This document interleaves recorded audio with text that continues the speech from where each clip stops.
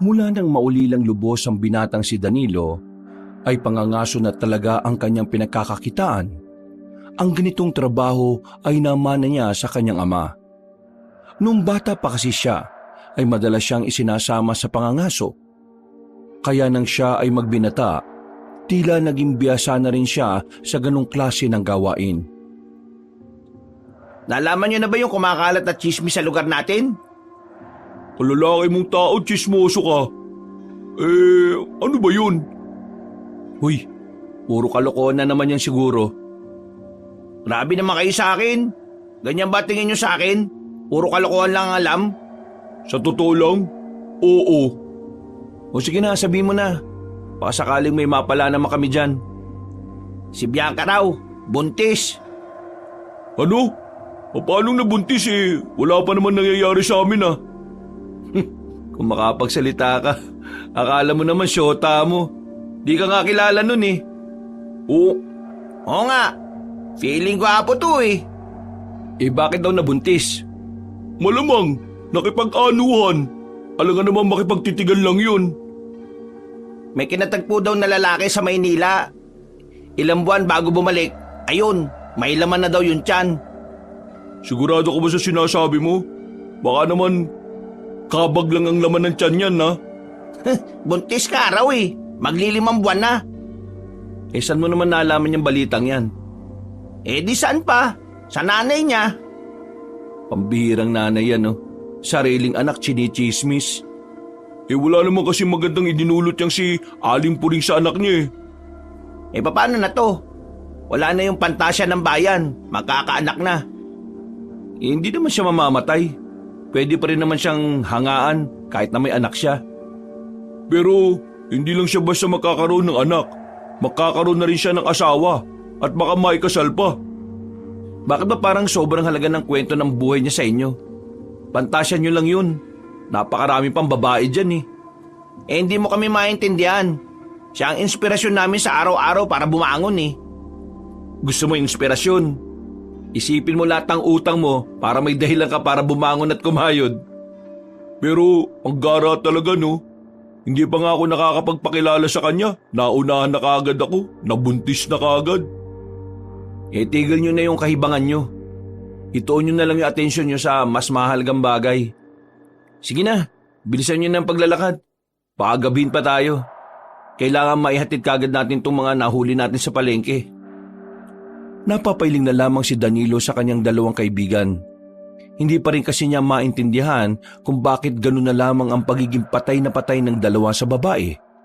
Samantalang para sa kanya, wala namang espesyal kay Bianca maliban na lamang sa mukha nitong may kagandahan. Ang babaeng si Bianca ay matagal nang itinuturing na diyosa sa kanilang baryo. Kapag dumadaan ito, lahat ng lalaki ay napapalingon. Kahit ang matatandang may sakit ay biglang lumalakas kapag siya ang nasa harapan. Pero iba si Danilo sa lahat. Kahit na nagagandahan din siya sa dalaga, mas lamang ang kawalan niya ng pakialam sa babaeng yun. Makalipas lang ang ilang minuto, nakarating na rin sila sa palengke. Agad nilang inabot ang kanilang mga nahuling palaka at dagang bukid. Habang binibilang kung ilan ang kanilang nahuli, nakataas ang isang kilay ng tinderang si Aling Esang. Magkano na naman yan? Baka naman ang mahal-mahal na naman yan 500 na lang po ang kilo rito sa dagang bukid. Tapos, 400 naman po dito sa palaka. Ay nako, ang mahal-mahal naman yan. Pambihira. Sa iba nga ang mura. Sa kanila na lang kayo bumili. Mura pala Ang hirap-hirap manghuli nito tapos gusto nyo mura? Talaga namang mas mura sa kanila at ang sa inyo mahal. Kung mas mura nga sa kanila, di sana sa kanila ka na bumili kanina. O nga naman, Aling Esang. Huwag ka naman buraot. Pinaghirapan naman naming hulihin ang mga yan. Kung ganyan kakabarat sa mga tao, hindi ka yayaman, Aling Esang. Hay, huwag mong sinasabi yan dahil hindi mo hawak ang kapalaran ko. O ano, bibili niyo po ba? Sa iba ko na lang ito ibebenta.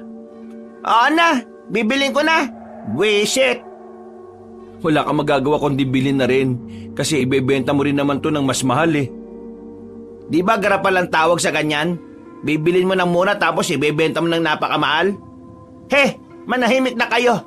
Bibilin ko na nga eh. Inabot na sa kanya ang pera.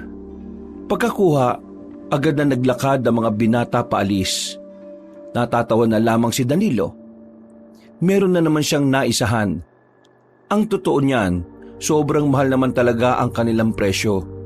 Wala lang talagang alam sa presyuhan ng dagang bukid at palaka si Aling Esang. Sa madaling salita, meron silang nautong tao. Kinagabihan, Sira ulo talaga doon si Danilo kanina eh. Ang galing mong manguto ah. At si Aling Esang pa talaga inuto niya. Hoy, alam nyo, minsan, kailangan mo maging siraulo para makasabay ka na rin sa mga siraulo. Kasi kapag hindi mo natutunang sumabay, kakainin ka nila ng buhay.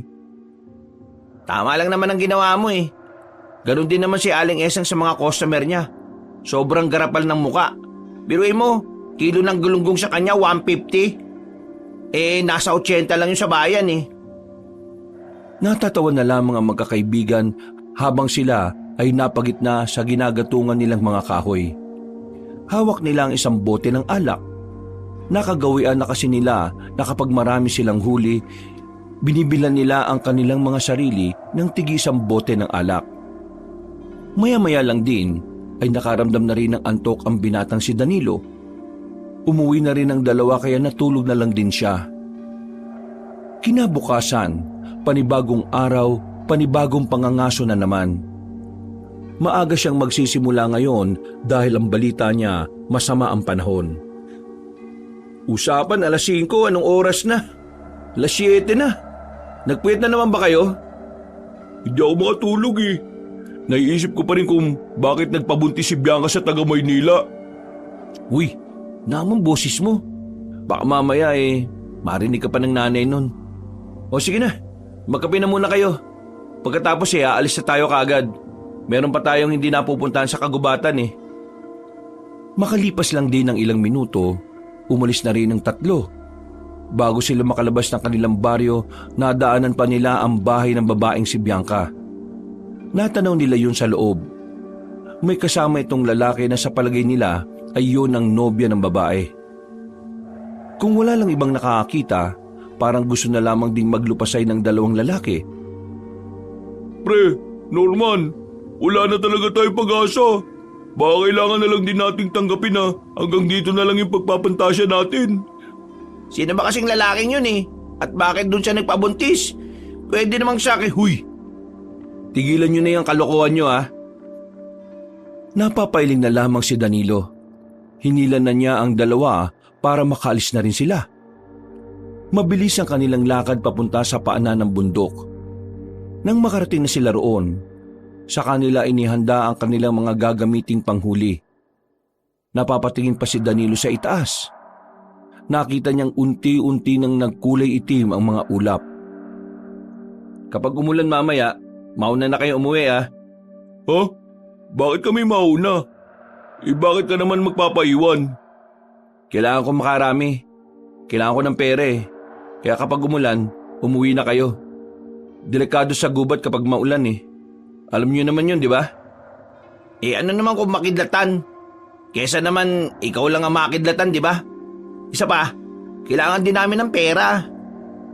Gusto mo bang masolo lahat ng mahuhuli mo? Kasi kung yun ang gusto mo, di sana Sira ulo. Ikaw talaga oh. Di naman yun ang iniisip ko eh. Oy Nando, kalmaan mo. Medyo hindi rin maganda yung sinabi mo eh. Pasensya na. Basta kapag umulan, alam niyo na kung anong gagawin niyo ah. Ayoko naman na mamatay kayo sa kidlat dahil lang sa sinamahan niyo ako. Pero pre, ganun din naman ang nararamdaman namin eh. Ayaw naming mamatay ka sa kidlat dahil lang iniwan ka namin. Di bahala kayo kung gusto niyo sumama. Desisyon niyo naman yan eh. Basta walang sisihan ha. Matapos ang kanilang paghahanda, ay umalis na rin sila. Pinasok nila ang kagubatan kahit nagbabadya na ang masamang panahon. Una nilang pinuntahan ang kakahuyan. Sa parting ito kasi nila nakita ang nagkukumpulang bayawak nitong nakaraan. Pero sa pagkakataong ito ay wala na silang makita. Tanging ang mga bakas na lamang ang kanilang nadatnan. Wala na sila rito, pre. Saan naman kaya nagpunta ang mga yun? Malamang sa malamang, nakita rin nila tayo nung nakaraan. Patatalino pala mga bayawak no? Nakakaramdam na babalikan natin sila. Tingnan kaya natin dun banda. Mas maraming puno na may malalaking ugat dun eh. Baka dun sila nagsipasukan. Naglakad ang tatlo patungo sa direksyon na tinuro ni Norman. Pagdating nila roon ay wala pa rin silang nakita. Dismayado ang tatlo. Nakaramdam na sila ng gutom bandang tanghali. Kaya naisipan na lamang ng tatlo na pumunta ng ilog. Manghuhuli lang sana sila ng isda para kahit papaano ay meron silang makain.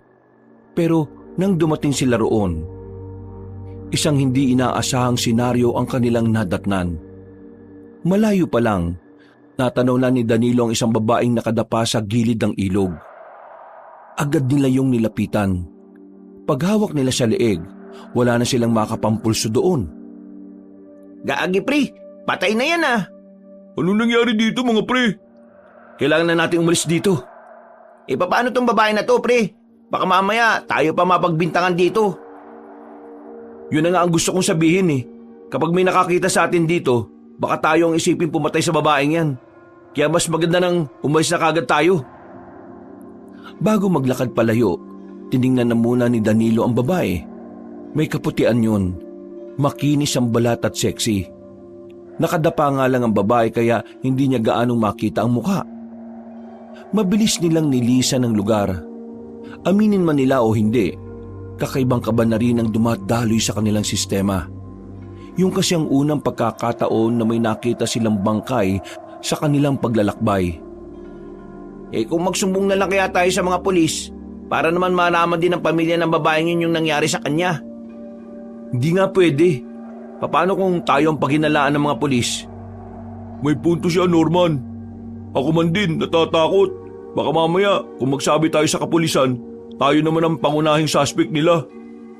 Ang mabuti pa, umuwi na lang muna tayo. Pero, saan na pala tayo dadaan?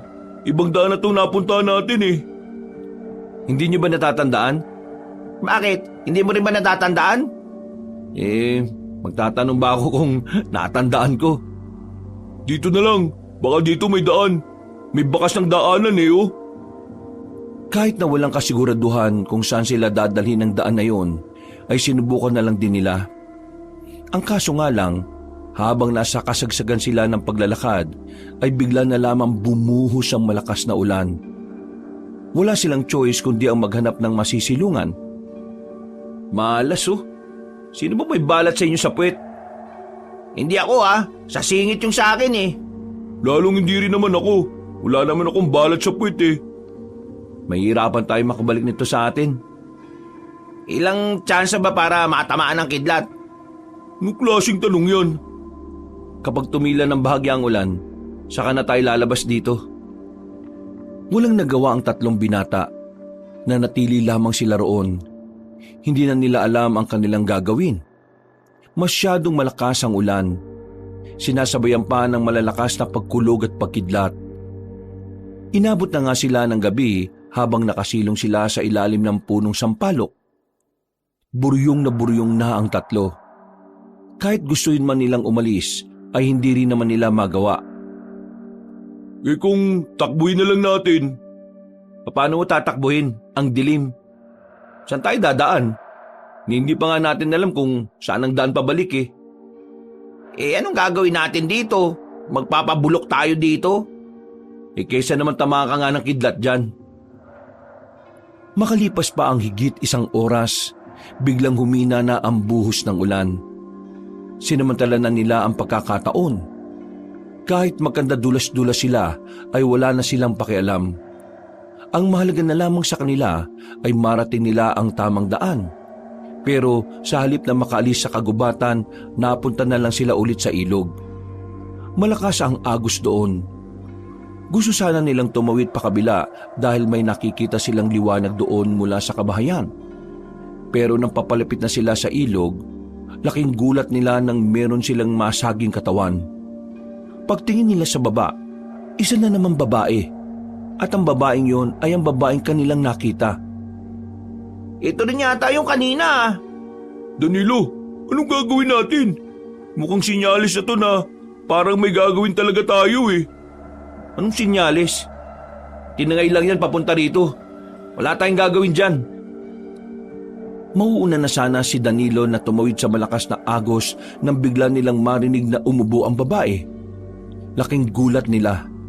Napatras sila at napadistansya. Nanlalaki ang kanilang mga mata. Hindi nila alam kung papaanong nabuhay ang dalagang yun. Samantalang una na nilang nalaman na wala na yung pulso. Gagi, patay na yan, di ba?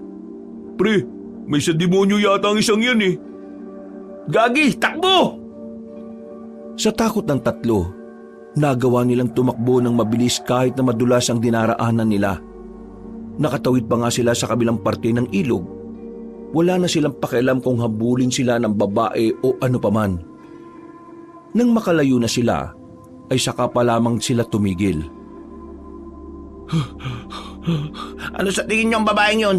Putik, biglang nabuhay eh. Mga pre, baka naman demonyo yun. May demonyo bang nakahilata sa gilid ng ilog? Sigurado ka ba talaga kanina napatay na siya? Oo nga, nakita niyo naman di ba? Inalam ko kung may pulso pa. Wala na talaga. Kaya nakakapagtaka eh. Paanong nabuhay ang isang yun? Eh basta, ganito ang tatandaan natin. Wala tayong nakita. Walang babae. Walang nangyari sa ilog. Tama ka dyan. Ganyan nga. Oo, yan ang iisipin natin. Huminga ng malalim ang tatlo. Makalipas lang ang halos 2 oras, nakaalis na rin sila ng kagubatan. Nakauwi naman sila ng ligtas. Pero wala silang nahuling kahit na ano pang hayop. Basang-basa pa sila ng ulan. Higit sa lahat ay gutom na gutom. Kaya naman, nang tumila na ang ulan, tumambay na muna sila sa bahay ni Danilo. Nagpresentang magluto ng sabaw si Norman kahit na alanganing oras na rin. Si Danilo naman nakaupo lang sa harapan ng pintuan habang nakatulala. Hindi pa rin mawala-wala sa isipan niya ang mga nangyari. Oh, ayos na to. Pagati-hatian na lang natin. Pre, Danilo, huwag mo na masyadong isipin yun. Baka ikabaliw mo pa yan. Hindi ba kayo nahihiwagaan sa babaeng yun? Nahihiwagaan din siyempre. Ngayon lang kami nakakita ng taong namatay na pero nabuhay ulit. Kung itanong ko kaya kay Mang Kapa bukas ng umaga, baka may alam siya sa ganun. Ano bang mapapala mo kung may alam nga siya? Makakahuli ka ba ng dagang bukid? Basta, di matahimik ang kalooban ko eh. Diyos ko naman ikain mo na lang yan pre. Inabutan na siya ng 2 ng isang mangkok. Nagsandok na lang din siya para makakain na rin. Hanggang sa pagtulog, hindi pa rin matahimik ang kalooban ng binata. Paulit-ulit na bumabalik sa isipan niya ang babae. Maya-maya lang din ay umuwi na ang 2. Oras na ng kanyang pagtulog. Pero kakahiga niya pa lang sa papag, nakarinig na agad siya ng kalabog. Napatigil siya. Nagtataka. Kaya naman ay agad siyang lumabas ng kanyang silid. Nagmamadali siyang buksan ang pintuan. Pagbukas niya ay isang babae ang bigla na lamang humilata sa pintuan. Sumandal pala roon ng dalaga. Nang mapansin niya ang kabuuan ng babae, nanlaki ang kanyang mga mata nang maalala na ito yung babaeng nakita nila sa ilog. Pero sa pagkakataong ito, meron na itong malay. Tulong? Anong tulong? Patay ka na eh. Hindi pa ako patay. Buhay pa ako. Tulungan mo ako, nakikiusap ako. Paano ka nabuhay? Sige nga sabihin mo, demonyo ka no? Nagmamakaawa ako sa iyo. Tulungan mo naman ako. Gusto ko pang mabuhay. Nakita na lamang ng lalaki ang malalaking sugat na nasa bandang kaliwang dibdib nito. Napatingin din siya sa labas. Nababahalang binata na baka merong makakita sa kanila. Kaya para makaiwas sa kung anumang iisipin ng mga tao, hinila niya ang babae papasok at saka sinarado ang pintuan. Ano bang nangyari sa'yo? Bigla na namang nawalan ng malay ang babae. Noong mga oras na yon, mas lalo na siyang kinabahan.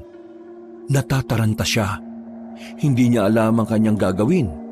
Kaya naman, lumabas siya ulit at pinuntahan ng dalawang lalaking kaibigan.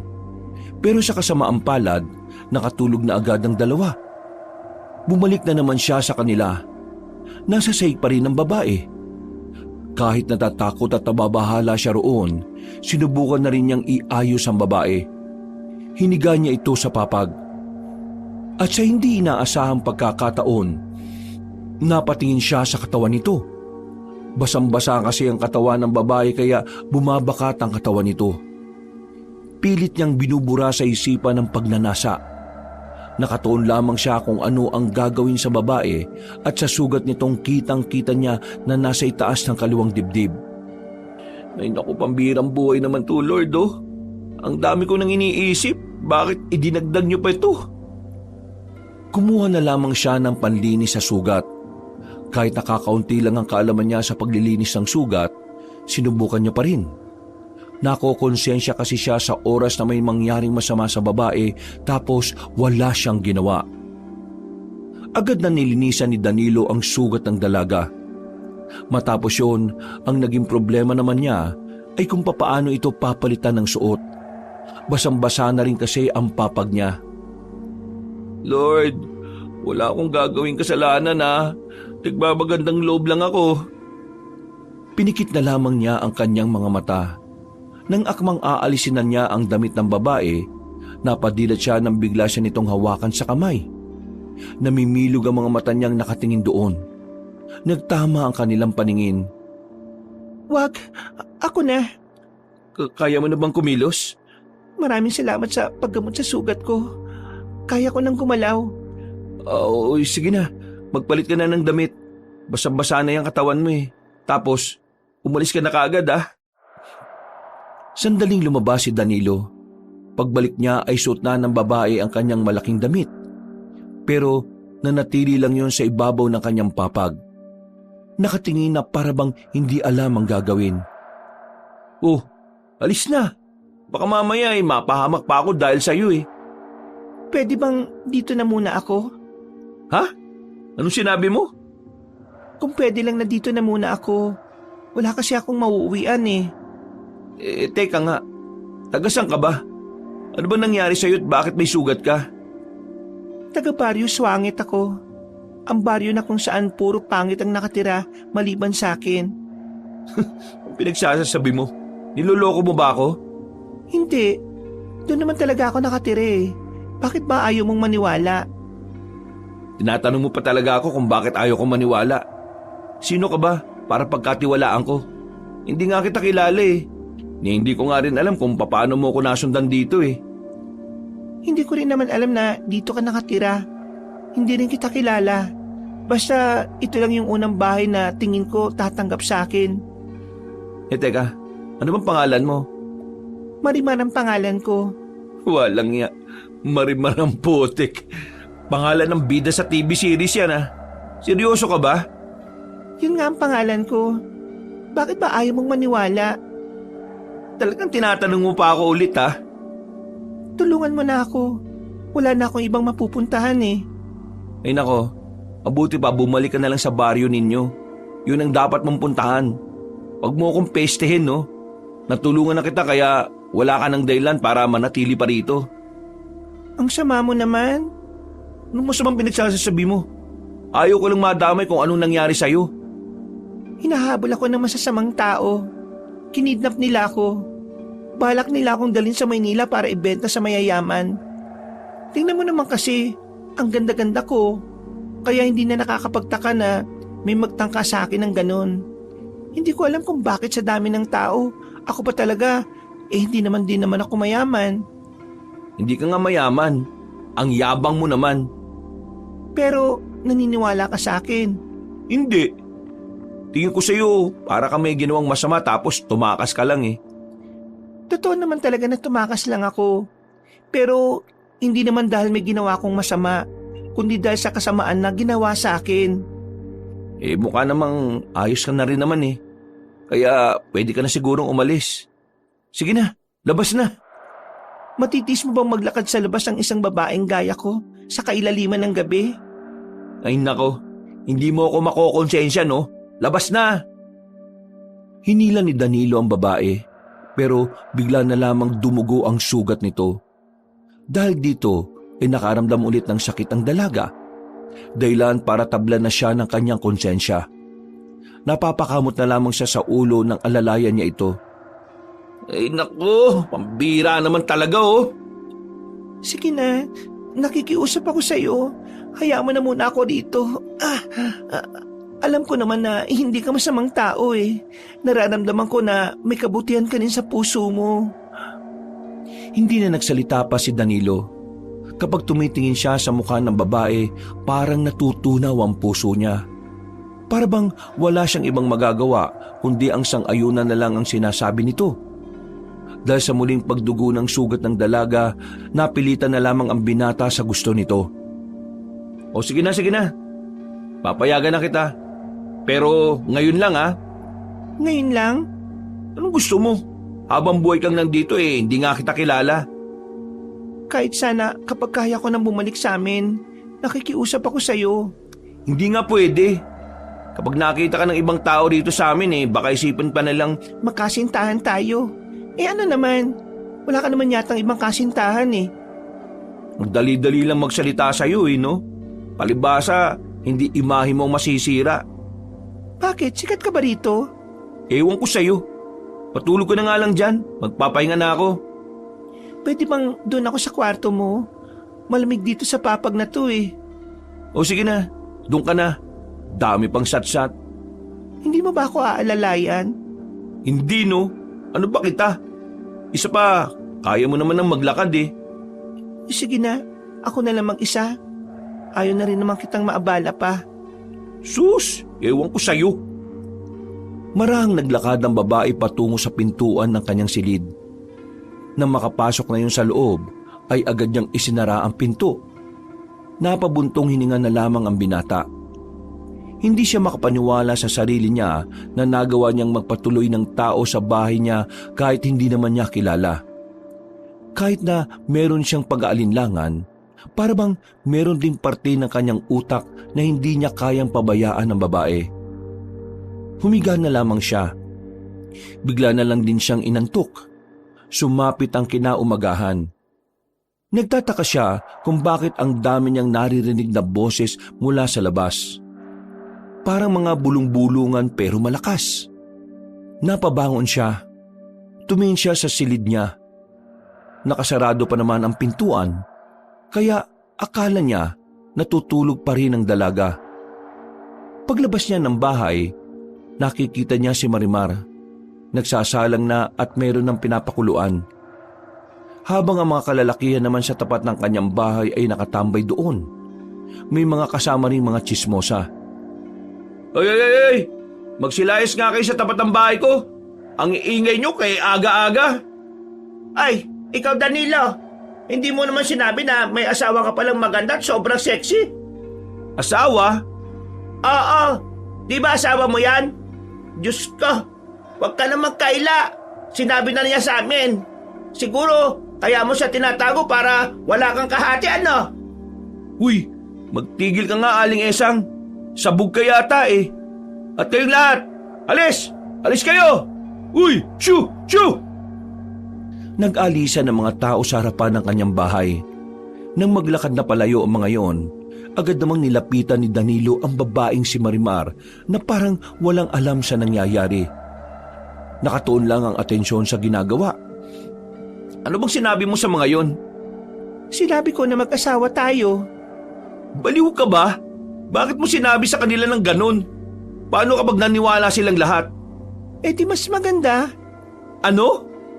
Mas maganda nang isipin nilang mag-asawa tayo kaysa isipin nilang kahit hindi tayo mag-asawa magkasama tayo sa iisang bahay. Ano pinagsasabi mo? Ang usapan natin pagsapit ng umaga aalis ka na. Pero bakit nandito ka pa? At gumawa ka pa talaga ng eksena? hindi mo na ako pwedeng paalisin. At bakit hindi? Kapag pinalis mo ko, masisira ang imahe mo.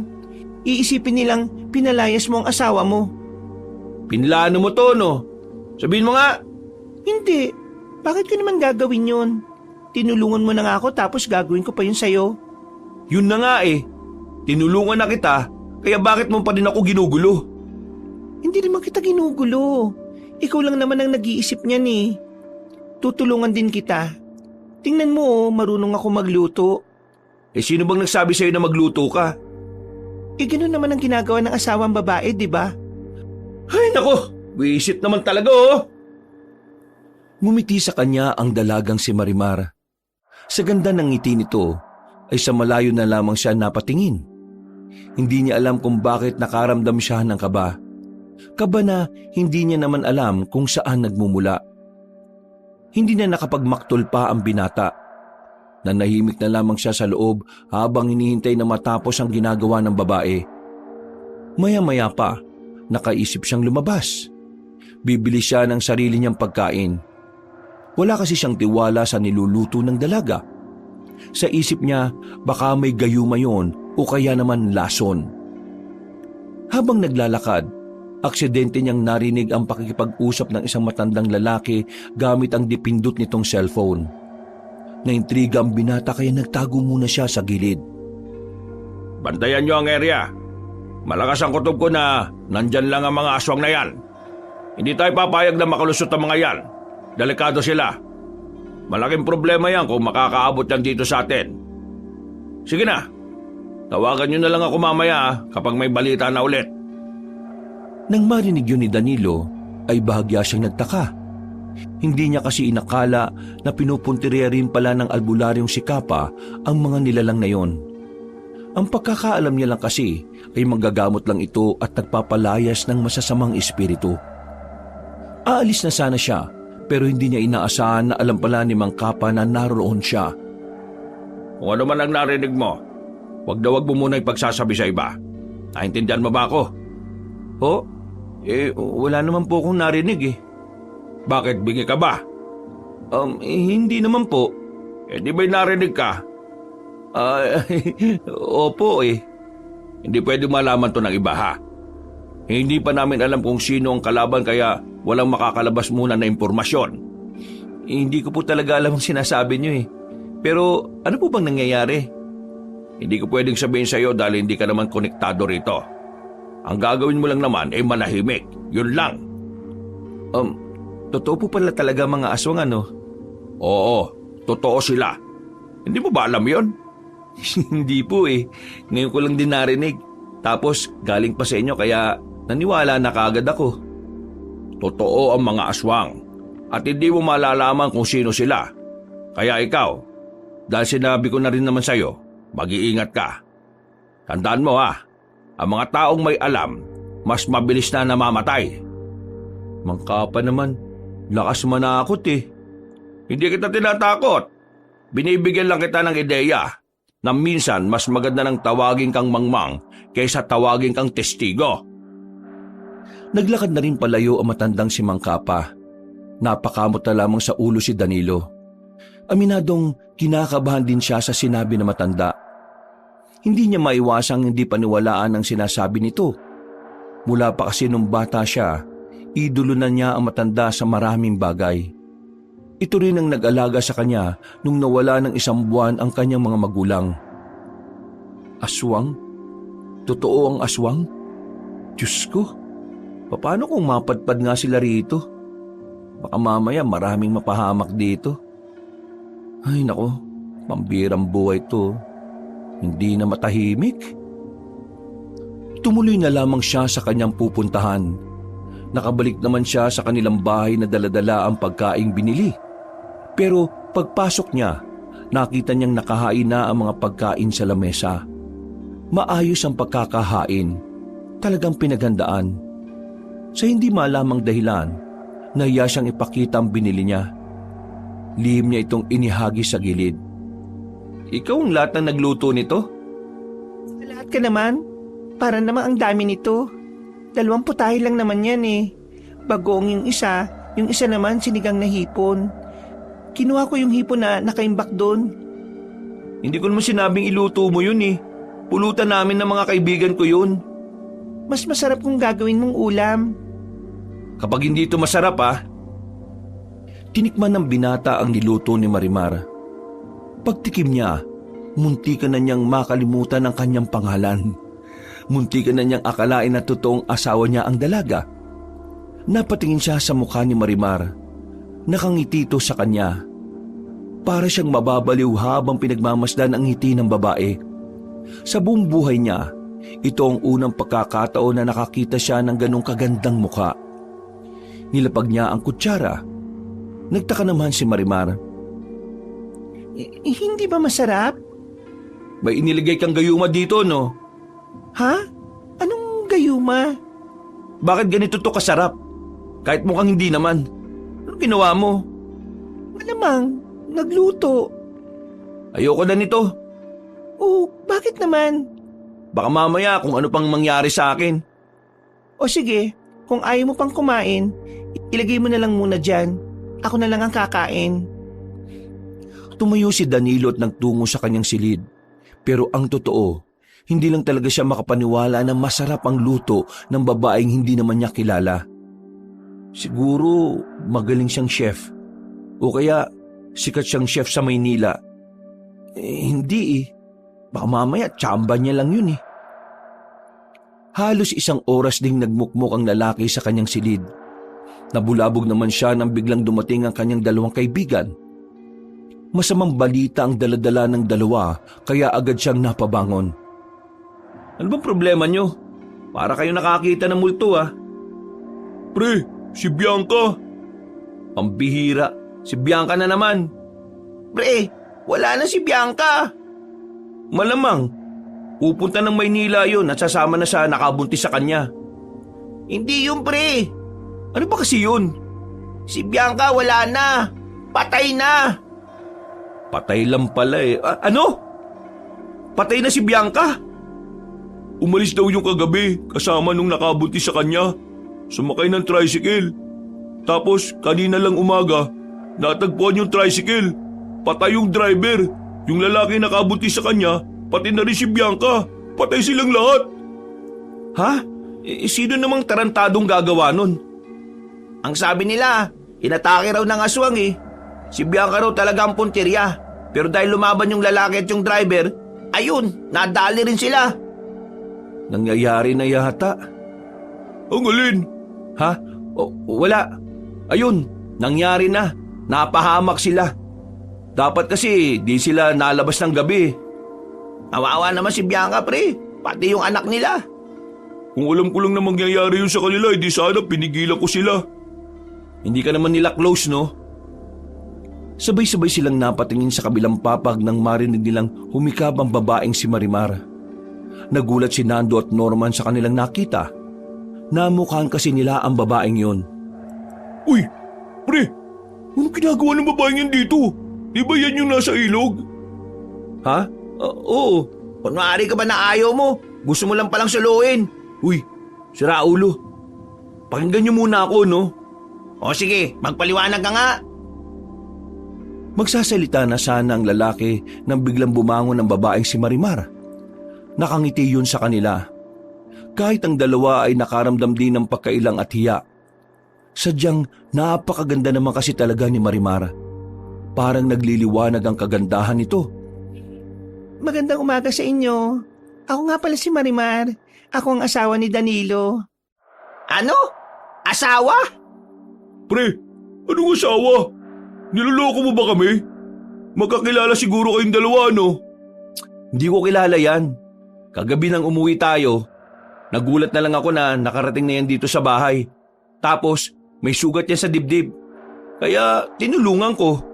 Akala ko kasi mamamatay na. Hindi ko naman inakala na matapos kong tulungan yan ganyan pala kasira ulo yan. Sinabi ba naman sa mga kapitbahay na asawa ko siya? Na ang usapan naman namin aalis na siya kaninang umaga. Pero ngayon, ayan, nandito pa rin. Totoo ba? Totoo ang lahat. Wala na kasi ako mapupuntahan kaya gusto ko sanang nandito lang muna ako. Pre, dito na muna yan. Para naman may dahilan kami lagi para dumalaw. O nga naman, di yung puro mukha mo lang yung nakikita namin. Magtigil nga kayo.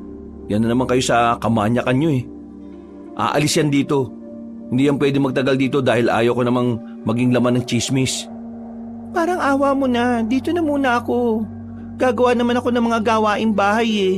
Pangako, hindi ako magiging sakit ng ulo mo. Oh, yun naman pala eh. Sa katunayan, nagluto ako kanina ng pagkain niya pero ayaw niya kahit masarap naman. O pre, yun naman pala eh. Bakit ayaw mo pang... Tama na. Naiirita na ako ah. Ikaw Marimar ah. Mamaya aalis ka na. Maghahanap lang ako ng pwede mong suotin. Sige na, aalis na lang ako. Hayaan mo na lang akong makuha ulit ng mga taong dumukot sa akin. Uy, pre, ano yung sinasabi niya? Miss, ano ba nangyari? Kaya kasi ako napunta sa ilog kasi tinatakasan ko yung mga dumukot sa akin. Mga sindikato. Tapos ngayon, ayaw niya akong tulungan. Sinabi niya sa akin na bahala na raw ako sa buhay ko. Uy, tingnan mo tong lalaki na to oh. Bakit mo naman sinabi yun? Wala akong sinabing ganun. Ikaw Marimar ah, napakasinungaling mo ah. Bigla na lamang lumapit sa kanya ang babae. Lumuhod ito sa kanyang harapan at nagmamakaawa. Kinagulat naman niya yun. Hindi niya kasi inakala na gagawin yun ng babaeng kagaya ni Marimar. Nakaramdam siya ng hiya sa hindi niya malamang dahilan. Tingnan mo yung ginawa mo oh. Ganyan ba dapat ang ginagawa sa babae? Lalo na kapag maganda. Diyos ko naman. O sige na, tumayo ka na. Anong sige na? Dumito ka na muna sa bahay hanggat hindi mo pa kayang umuwi sa inyo. Talaga? Pero ito lang ang ayaw ko ah. Ayaw ko ng makalat. Ayaw ko ng maingay. Ayaw ko ng tamad na tao. Isa pa, ayaw kong ipagkalat mo na asawa mo ko. Eh nasabi ko na eh. Eh di bawiin mo. Anong sasabihin ko? Sabihin mong hindi kita kaano-ano. Uy, mag-isip ka nga. Sasabihin mong di kayo magkaano-ano eh. Ano na lang ang iisipin nila at nandito yan sa bahay mo? Mismo. Ikaw nga mag-isip pre. Napapakamot na lamang sa ulo si Danilo. Pakiramdam niya ay napagkakaisan siya ng mga yun. Kaya sa dulo, wala rin siyang nagawa. Hindi rin maintindihan kung bakit parang hindi niya kayang tanggihan ng babaeng si Marimar. Tumingin lang siya sa mata nito at para na siyang nanghihina. Nagtagumpay ang tatlo sa kanilang kagustuhan na manatili ang babae sa bahay na yon. Tuwang-tuwa si Norman at Nando dahil sa wakas meron na naman silang bagong pinagpapantasyahan. Pero si Danilo hindi niya magawang matuwa. Hindi dahil ayaw niyang naroon ng babae, kundi dahil sa mga naiisip niya. Pakiramdam niya kasi hindi tama na magkasama sila ni Marimar sa iisang bahay. Lalo na't meron na siyang nalalaman sa sinabi ni Mang Kapa. Kinagabihan, Huwag ka nang kumilos, ako nang bahala magluto. Ang kailangan ko lang hindi kita inuutusan no? ayaw ba kung ako na ang gagawa? Hindi kita inuutusan eh. Pinapaalala ko lang na kahit hindi kita utusan, gumawa ka pa rin sa pamamahay ko ha? Oo naman, hindi mo naman kailangang ipaalala eh. Alam ko naman ang responsibilidad ko bilang asawa mo. Sumakit ang ulo ni Danilo kay Marimar.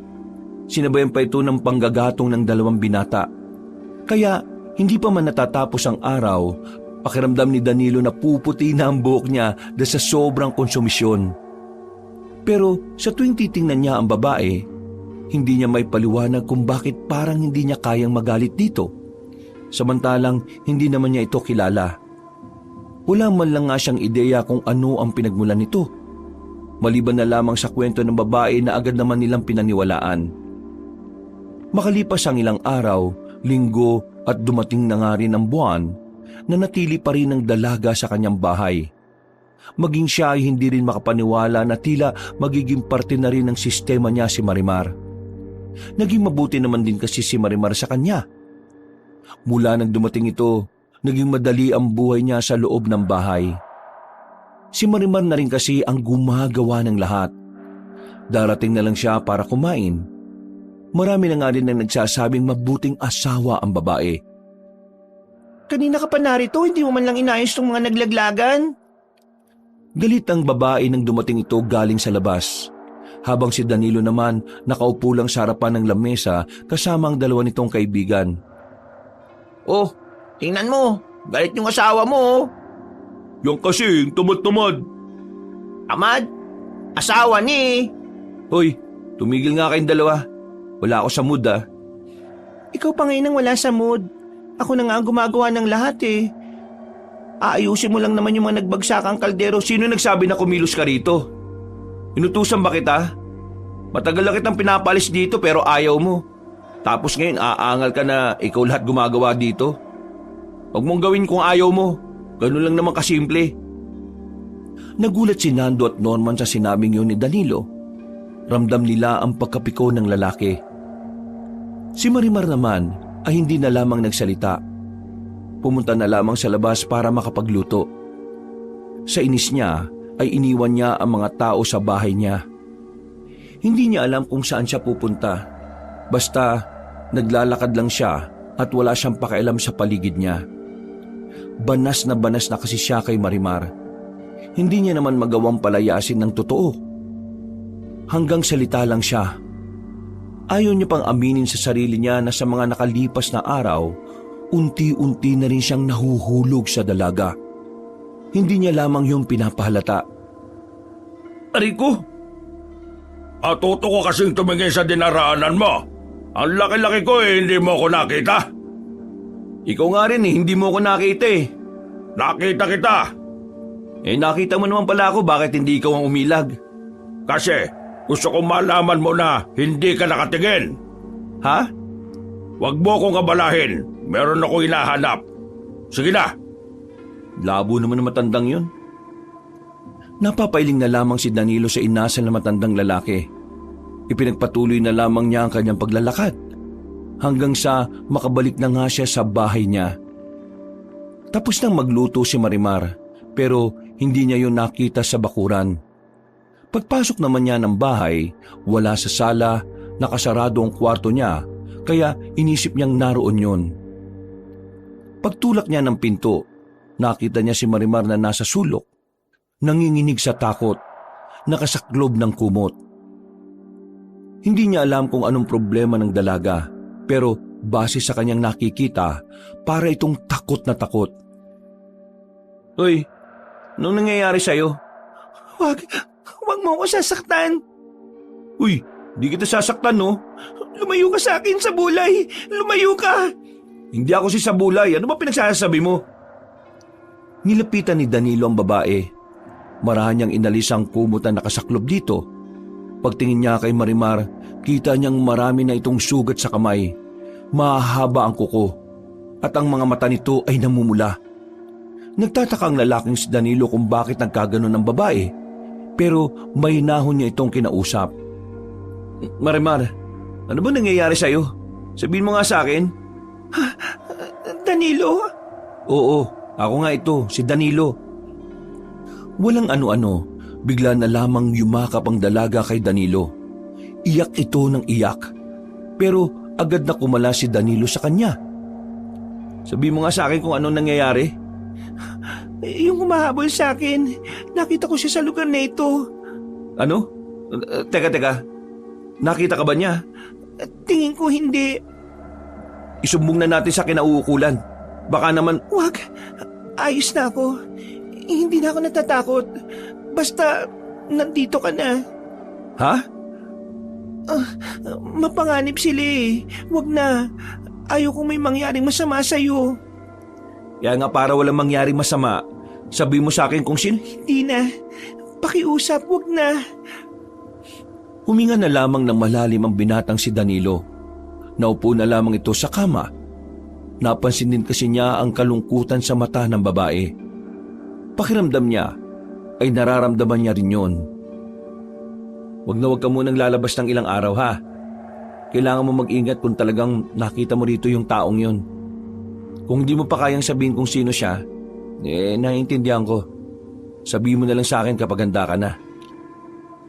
Tumango na lamang si Marimar. Lumabas na rin ang silid ang lalaki.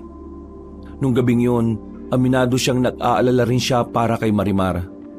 Kaya pagkatapos nilang kumain, pinapasok na niya ito agad sa kwarto.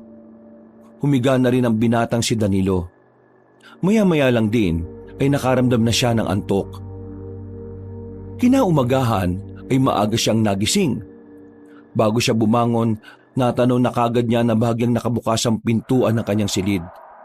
Pagtingin niya sa loob, wala roon si Marimar. Nang tumingin din siya sa labas, wala rin yun. Naghintay siya ng ilang minuto sa pag-aakalang may binili lamang ang babae. Pero umabot na siya ng 1 oras ay wala pa ring lumilitaw na Marimar. Baka naman may pinuntahan lang, pre. O baka bumili lang. Kung may pupuntahan yun, magpapaalam yun sa akin. Kung may bibili naman, hindi naman yung tatagal ng 1 oras. Nasaan yun? Baka naman may koneksyon to sa kinakwento mong nakita niya yung naghahanap sa kanya. Ang hinala ko nga, umalis siya para hindi na ako madamay sa gulo. Bakit parang nag-aalala ka dyan? Di ba dapat masaya ka? Kasi wala na siya rito. Kasi yun naman ang gusto mo, di ba, nung una pa lang? Yun na nga. Akala ko magiging masaya ako kapag wala na siya. Pero, hindi pala eh.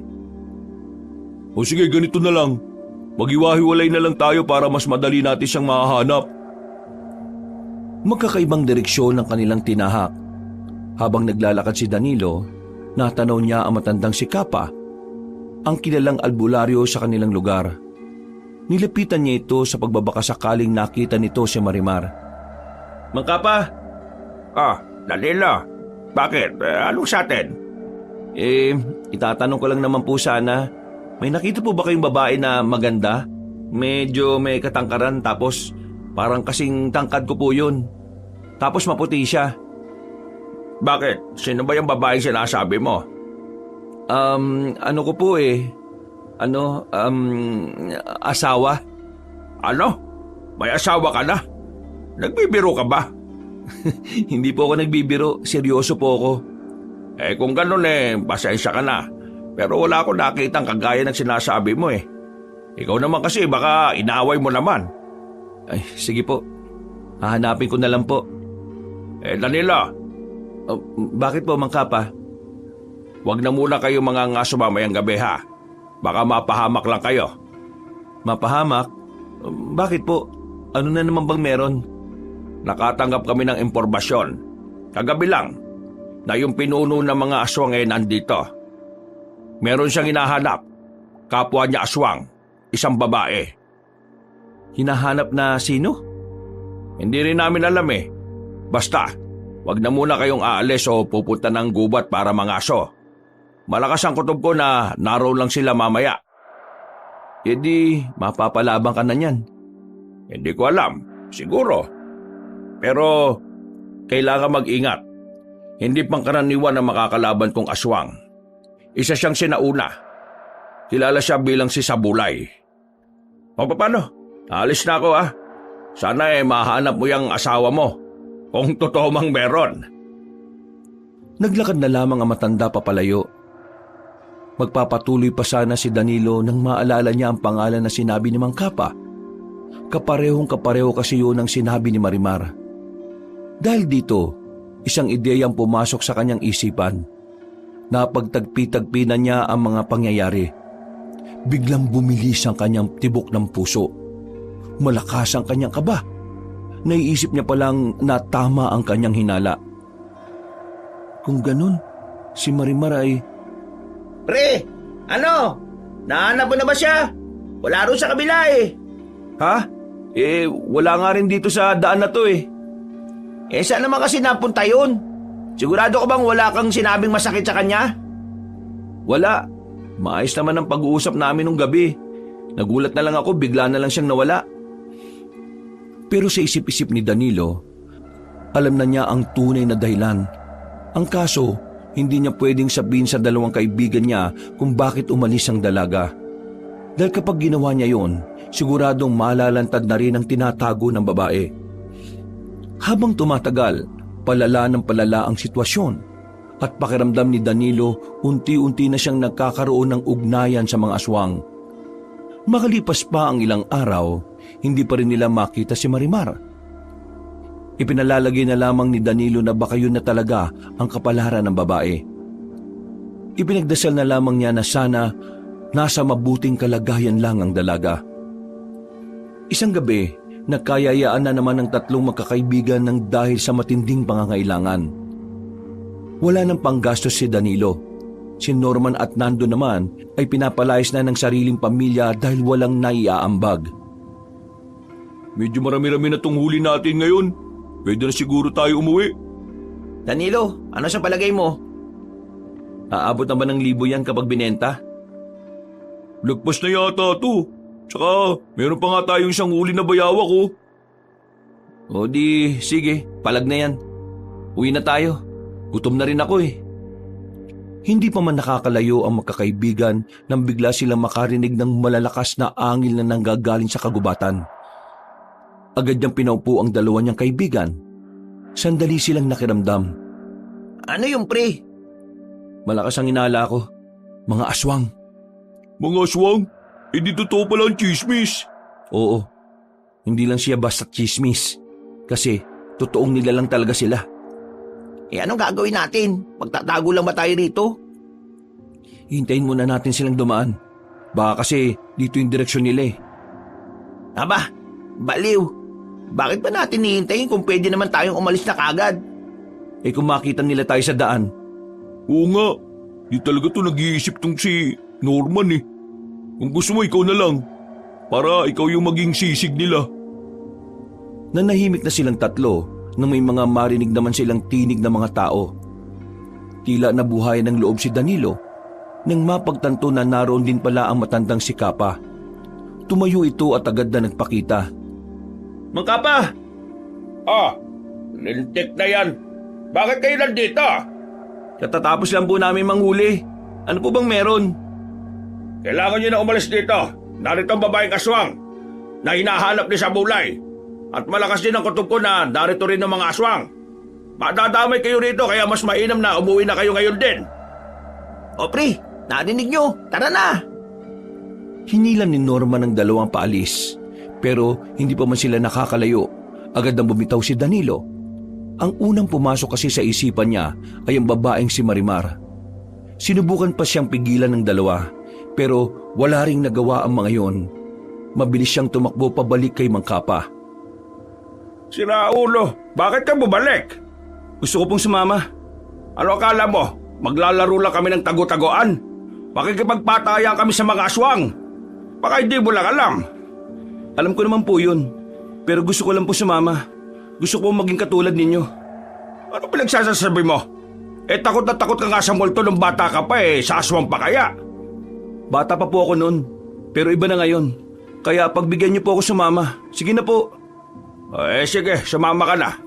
Pero walang sisihan kapag dito ka mamatay Bigyan nyo nga ng itak to. Inihagis sa kanya ng isang lalaki ang itak na kinakalawang pa ang talim. Nasulon naman niya yun kahit na merong kabigatan ng hawakan. Wala akong kasalanan sa mga magulang mo kapag namatay ka rito Naintindihan mo? Tumungo na lamang ang lalaki. Pero sa kaloob-looban niya ay hindi siya pinatatahimik ng kaba. Ang tanging nagiging lakas na lamang niya ay kailangan niyang makita si Marimar.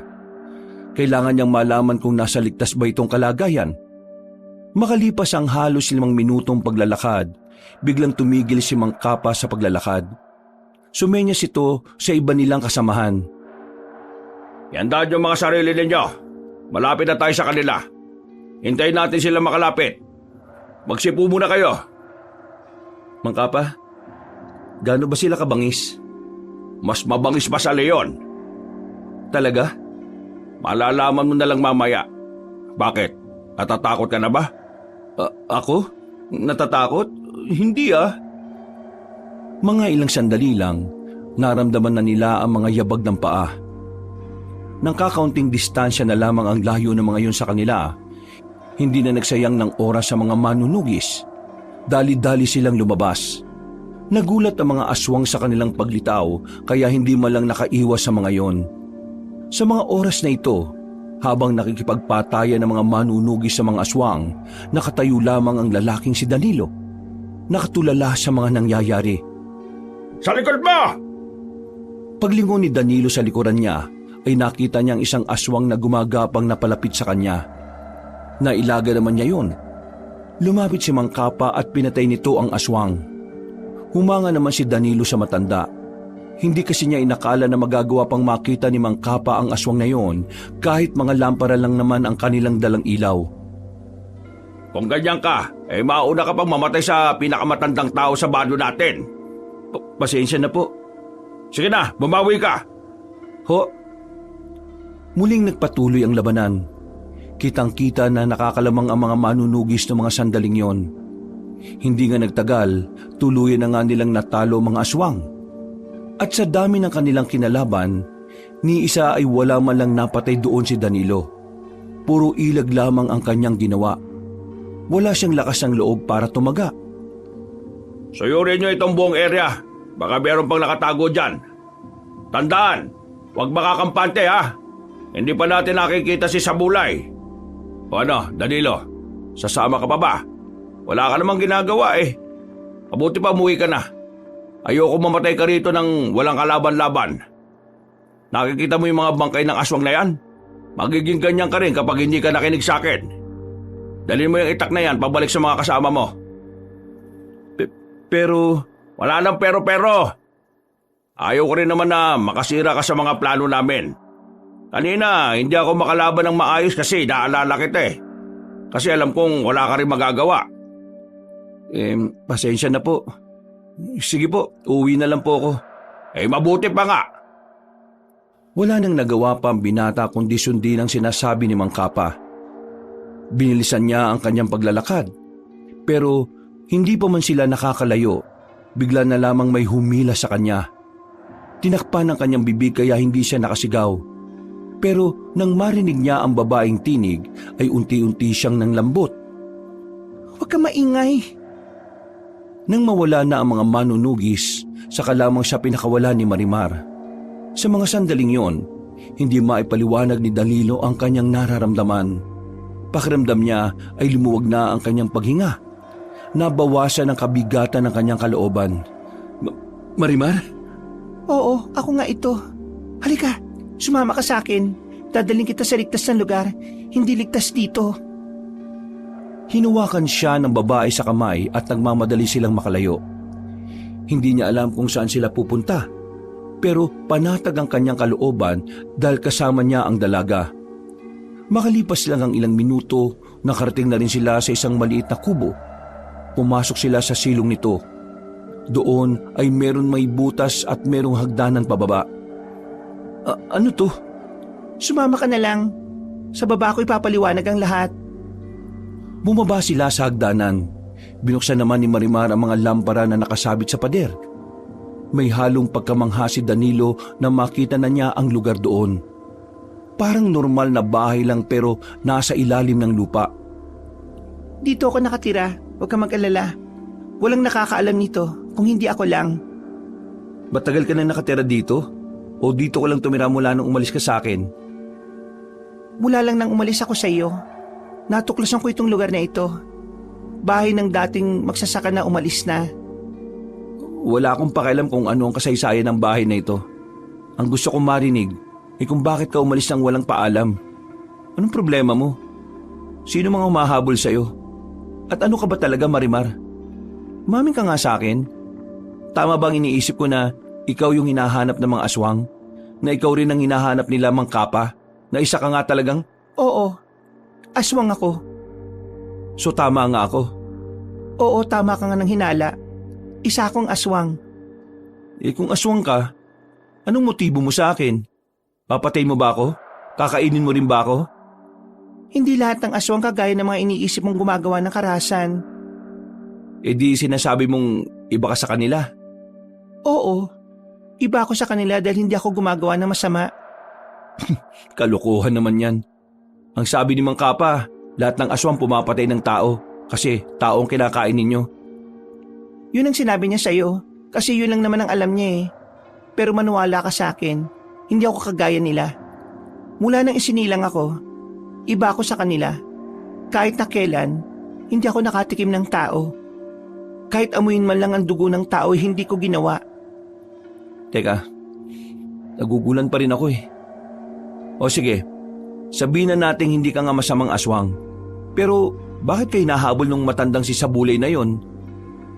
Tungkol dyan, hayaan mo na muna ako magpaliwanag. Ayun nga ang gusto kong marinig na paliwanag.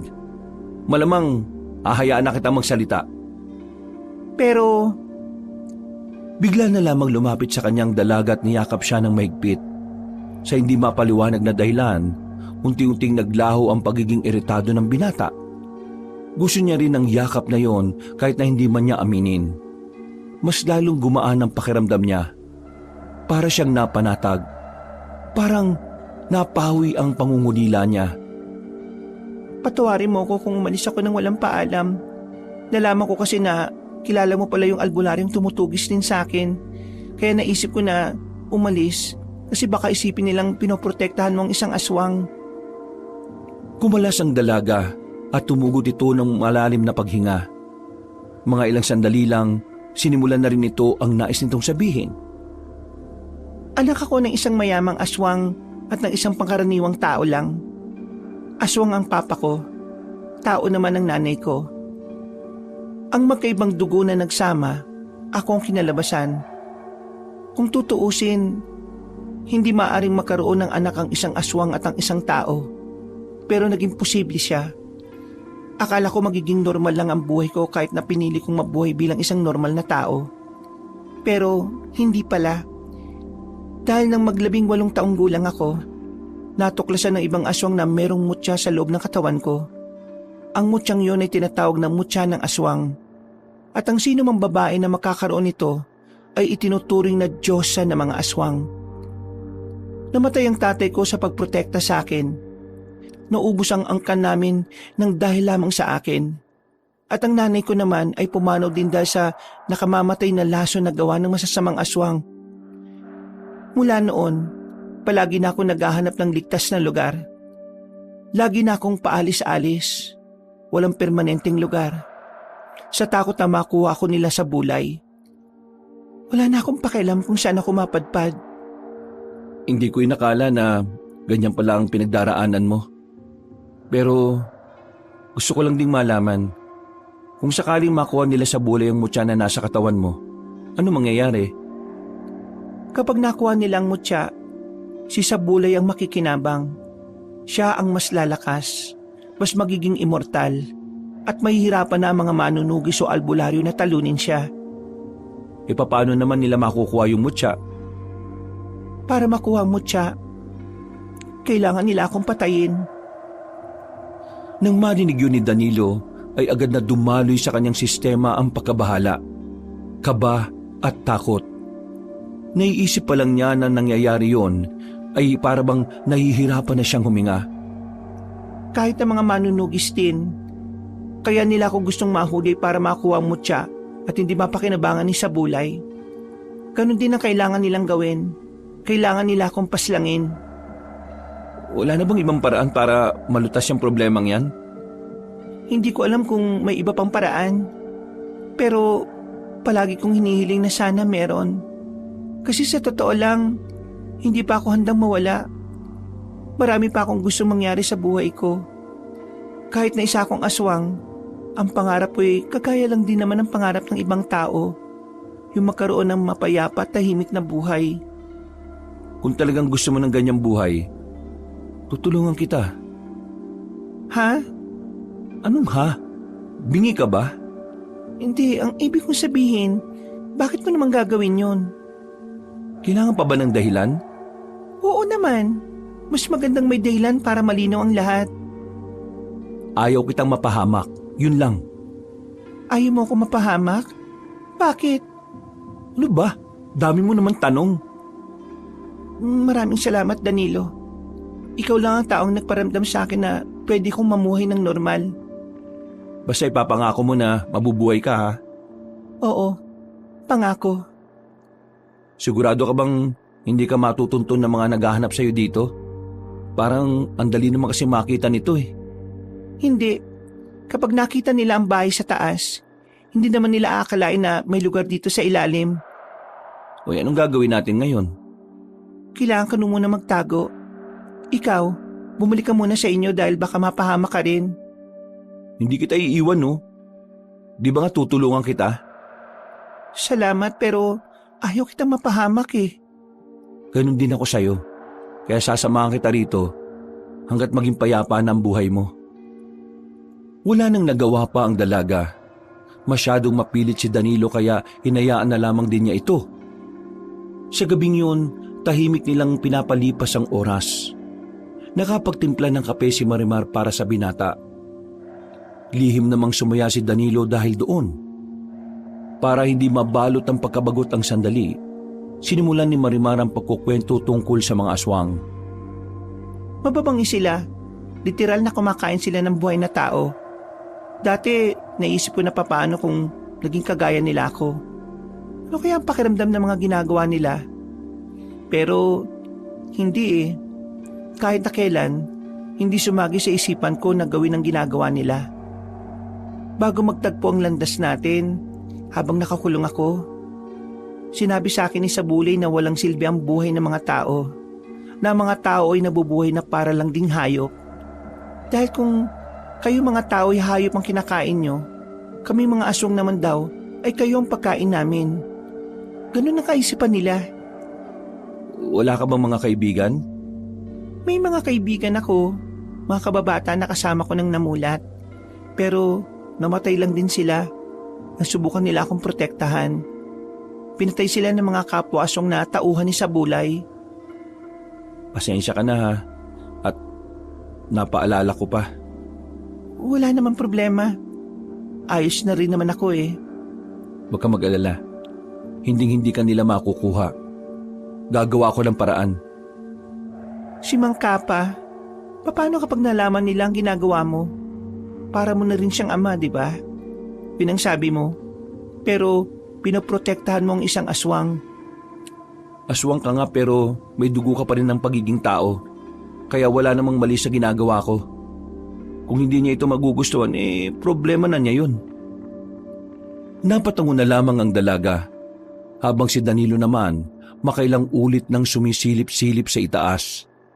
Doon na sila nagpalipas ng gabi. Kinaumagahan, nagulat si Danilo nang mapansin niyang wala na si Marimar sa higaan. Kabado siyang lumabas at lumakyat ng hagdanan. Nakahinga siya ng maluwag nang abutan ng dalaga sa bakuran na nagsasalang. Oh, bakit hindi mo ko ginising? Kung akala ko nawala ka na naman eh. Masarap ang tulog mo eh. Tsaka alam kong pagod na pagod ka. Ito naglalaga na ako ng kamote. Pasensya ka na, wala akong karne dito at bigas eh. Ito lang ang kinaya. Ayos lang yan. Maraming salamat ha. Ay, siya nga pala. Kailangan kong bumalik sa amin. Wala namang problema. Pero huwag ka mag-alala, babalikan kita.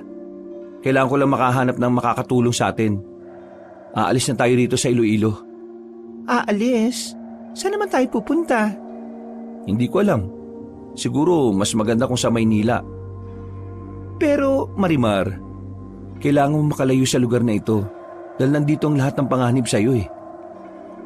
Hindi na nagsalita pa ang babae. Ngumiti na lamang ito sa binata at sa unang pagkakataon, nginitian din siya ni Danilo. Matapos silang makapag-almusal, umalis na muna si Danilo. Nangako itong babalikan ng dalaga. Kaya naman, pagbalik niya sa kanilang baryo, agad niyang hinanap ang dalawa niyang kaibigan para makahingi ng tulong. Nakwento na rin niya sa dalawa kung ano ang nangyari at kung ano nga ba si Marimar. Ano? Aswang si... Wisit ka naman oh. Lakasan mo ba? Para marinig ng buong baryo. Kailangan natin siyang tulungan na makaalis dito. Mamayang gabi, kapag tahimik na ang paligid, babalikan natin siya. Pero bago yun, dapat may nakahanda na tayong sasakyan papuntang pier. May mahahanap ba kayo? Meron akong kakilala. Titingnan ko ngayon kung nandun siya at kung wala naman siyang biyahe. Susubukan ko rin makausap yung kaibigan ni Airpat. Sige. Maraming salamat talaga mga pre ha. Malaking tulong to para sa kanya. Pre, matanong ko lang naman. May gusto ka na ba kay Marimar? Kaya mo to ginagawa? Tandaan mo, aswang yun ha. Wala naman akong pakialam kung aswang siya o hindi. Basta mabuti siya, ayos na sa akin yun. O sige, susuportahan namin yung pagmamahal mo. Agad na silang kumilos. Pinuntahan na nila ang mga posibleng tao na makakatulong sa kanila.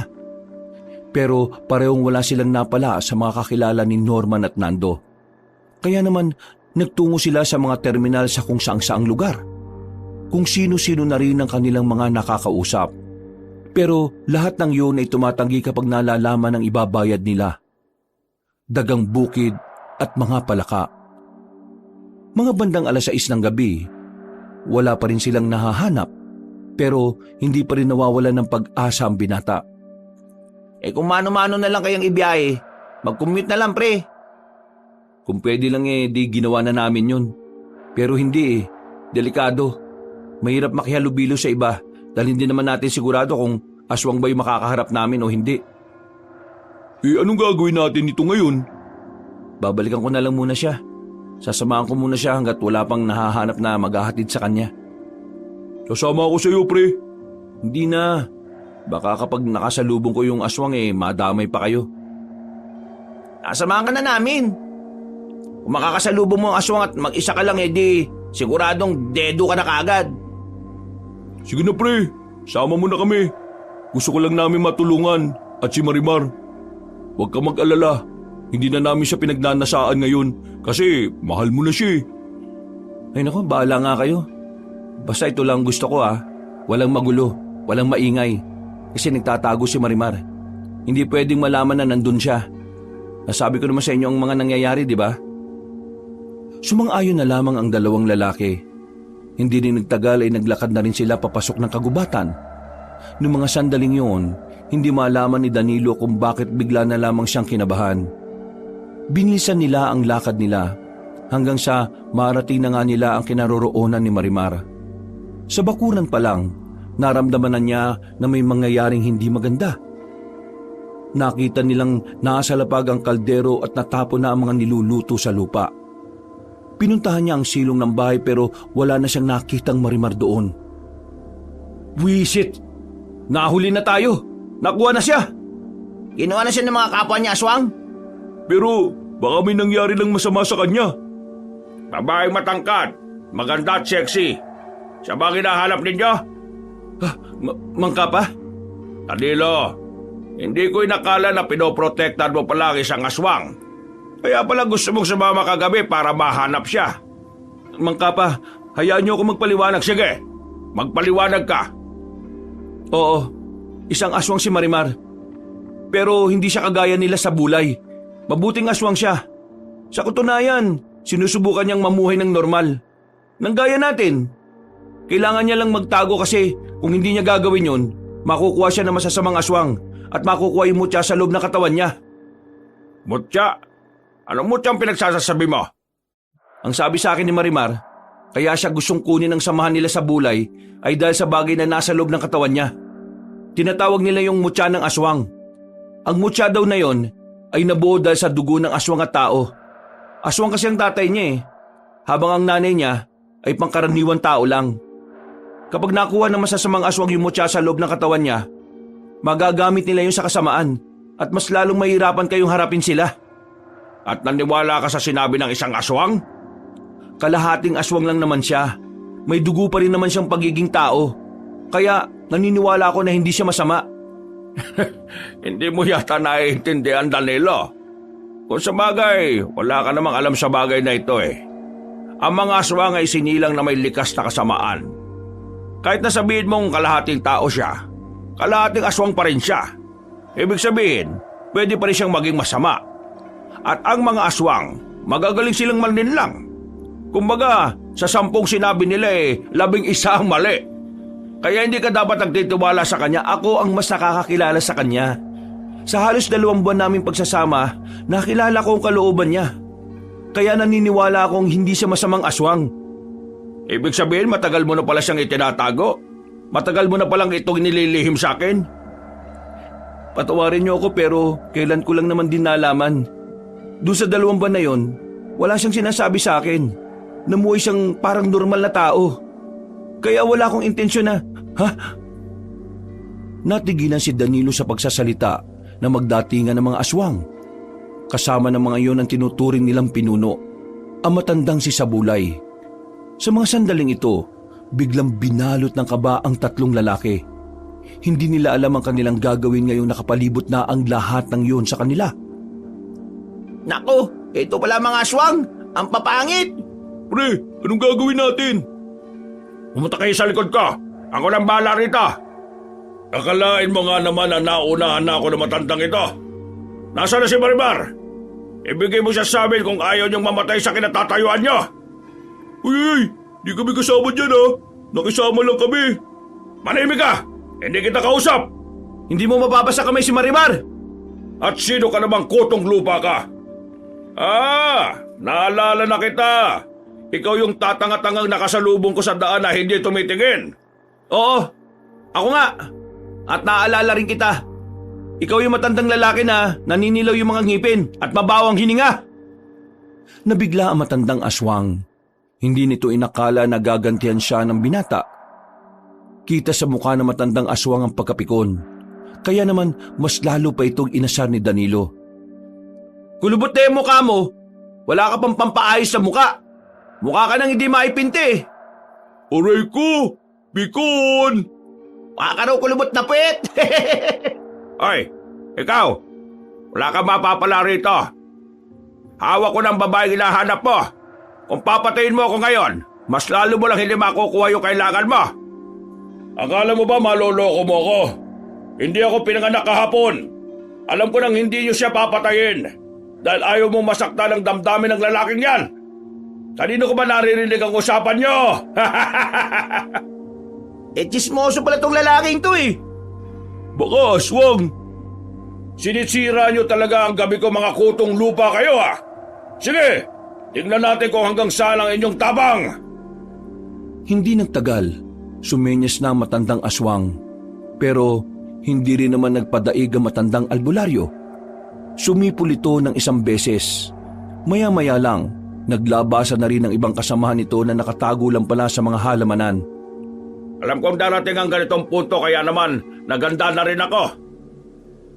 Talagang kinakalaban niyo ako Sige, pagbibigyan ko kagustuhan niyong mamatay.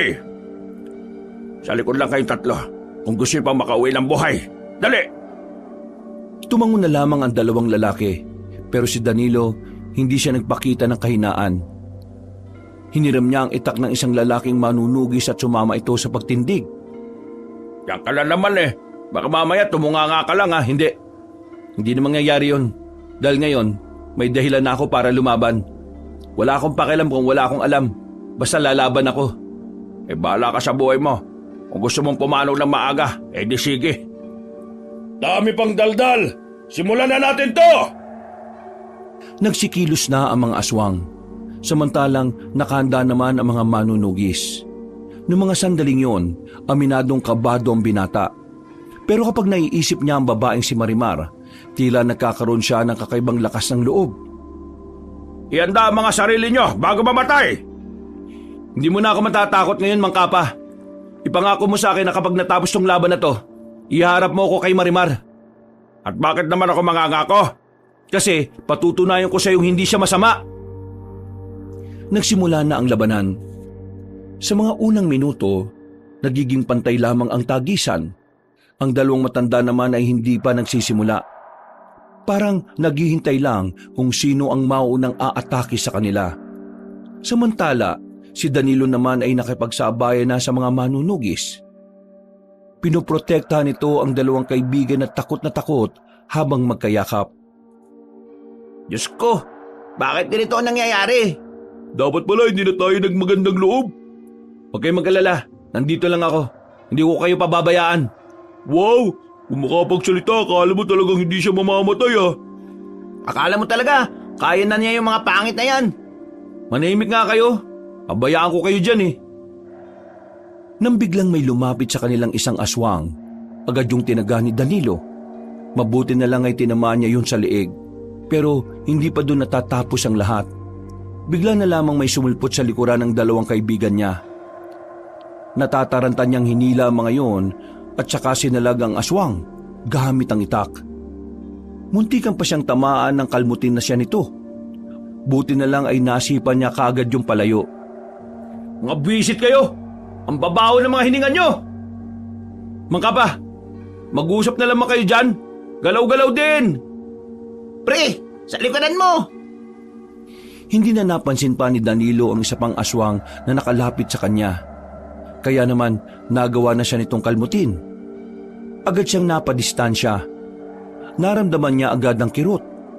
Buti na lang ay tinulungan sila ng iba pang mga manunugis. Ang kulit mo kasi, ang daldal mo eh.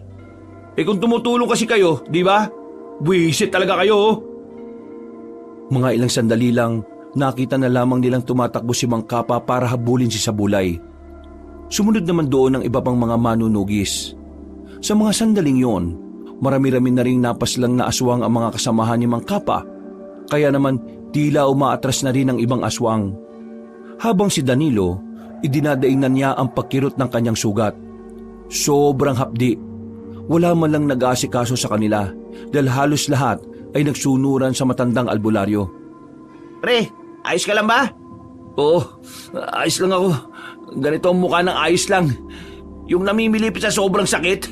Oo, ayos lang ako. Aray. Ipapasa na kita, pre. Susunod tayo sa kanila. Baka marunong silang gamutin yung kalmot mo. Hindi na nagsayang ng oras si Nando. Dahil malaki naman ang katawan nito, ay hindi na ito nagdalawang isip na ipasa ng lalaking si Danilo.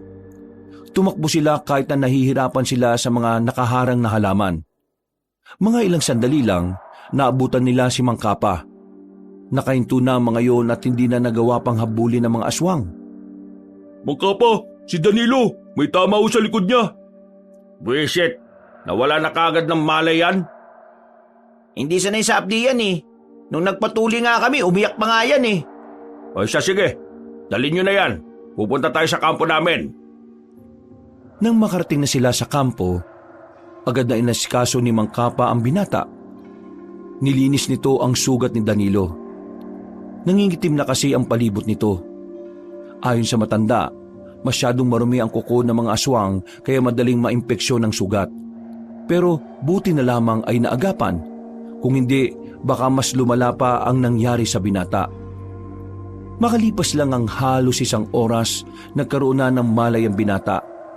Masakit ang buong katawan nito dahil sa epekto ng gamot na ibinudbod sa kanyang sugat.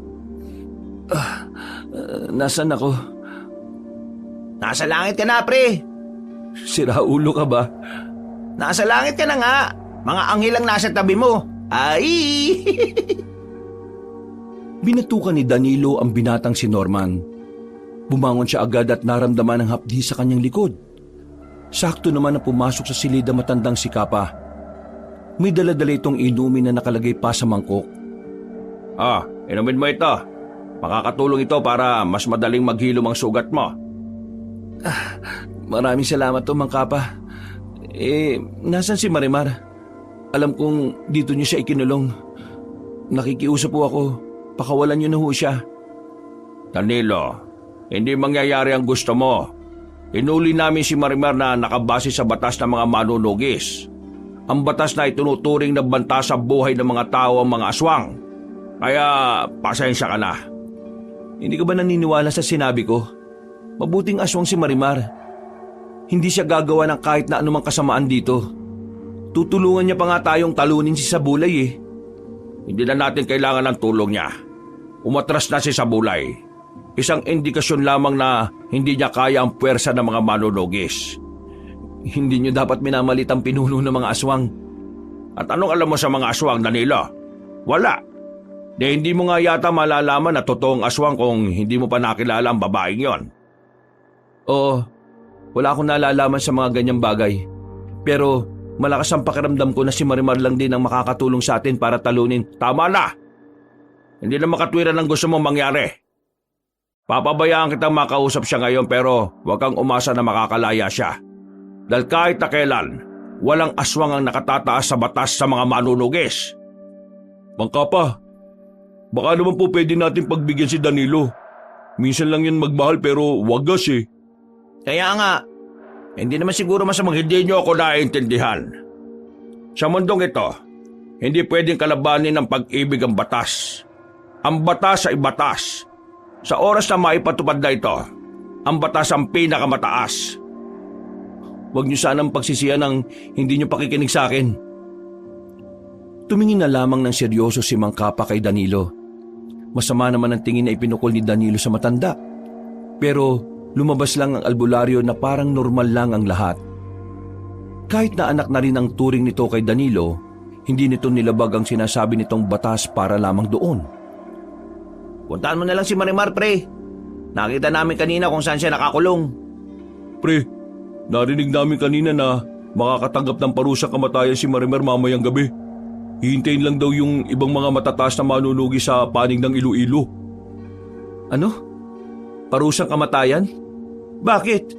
Wala namang ginagawang kasalanan si Marimar, di ba? Nananahimik ang buhay niya at bigla nilang hinuli. Tapos parurusahan nila. Mga siraulo din kasi talaga tong mga manunugis na to eh. Pero kasi, hindi rin natin masisisi si Mang Kapa. Talagang paniniwala na kasi nila na ang lahat ng aswang ay masasama. Hindi naman kasi masama si Marimar eh. Hindi naman maniniwala mga manunugis kung sasabihin mo lang na hindi masama si Marimar eh. Buwan ka pala eh. Paano mapapatunayan na hindi masama si Marimar? Ayaw naman nilang palayain para makatulong. Ikaw ang buwang. Kanina ka pa utot ng utot eh. Hindi ako makakapayag na mahatulan na kamatayan si Marimar. Ano naman ang binabalak mo? Hindi na nagsalita pa ang lalaki. Nang maubos na niya ang pinainom sa kanya ni Mang Kapa, lumabas na rin siya ng silid na yun para puntahan si Marimar. Sinamahan siya ng kanyang dalawang kaibigan. Pagdating nila roon, ay nakita nilang nakaupo lang ang dalaga habang yakap ang sariling tuhod. Tulala at tila walang gana. Marimar? Napaangat ang tingin ng dalaga. Tila nagningning ang mga mata nito nang makita si Danilo. Agad itong lumapit sa rehas. Ganon din naman ang binata. Kahit may nakapagitna na bakal sa kanila ay hindi yun naging hadlang para magyakapan. Huwag ka mag-alala. Makakawala ka rito. Aalis ka rito. Makakalaya ka. Ako ang gagawa ng paraan. Danilo, mahigit tayong dapat pagtuunan kaysa sa kalayaan ko. Anong ibig mo sabihin? Ngayong araw, 6:00 ng gabi mamaya, magsisimulang mamilog ang buwan. Ito ang araw na kung saan malalakas ang mga aswang. Kahit takpan ng maraming ulap ang buwan, ay magpapatuloy ang pambihirang lakas ng mga aswang. Hindi ito pangkaraniwang bilog na buwan. Ito ang buwan na nakasaad sa propesiya namin, ang buwan ng kadiliman. Kaya pala hindi pumalagsi sa bulay kagabi dahil alam niyang darating itong sinasabi mo. Kailangan nilang makapaganda. Anong kailangan nilang gawin para makontra ang pagiging malakas nila? Walang paraan para mapigilan yon, pero may paraan kung paano sila pahihinain ulit. Sige, sabihin mo.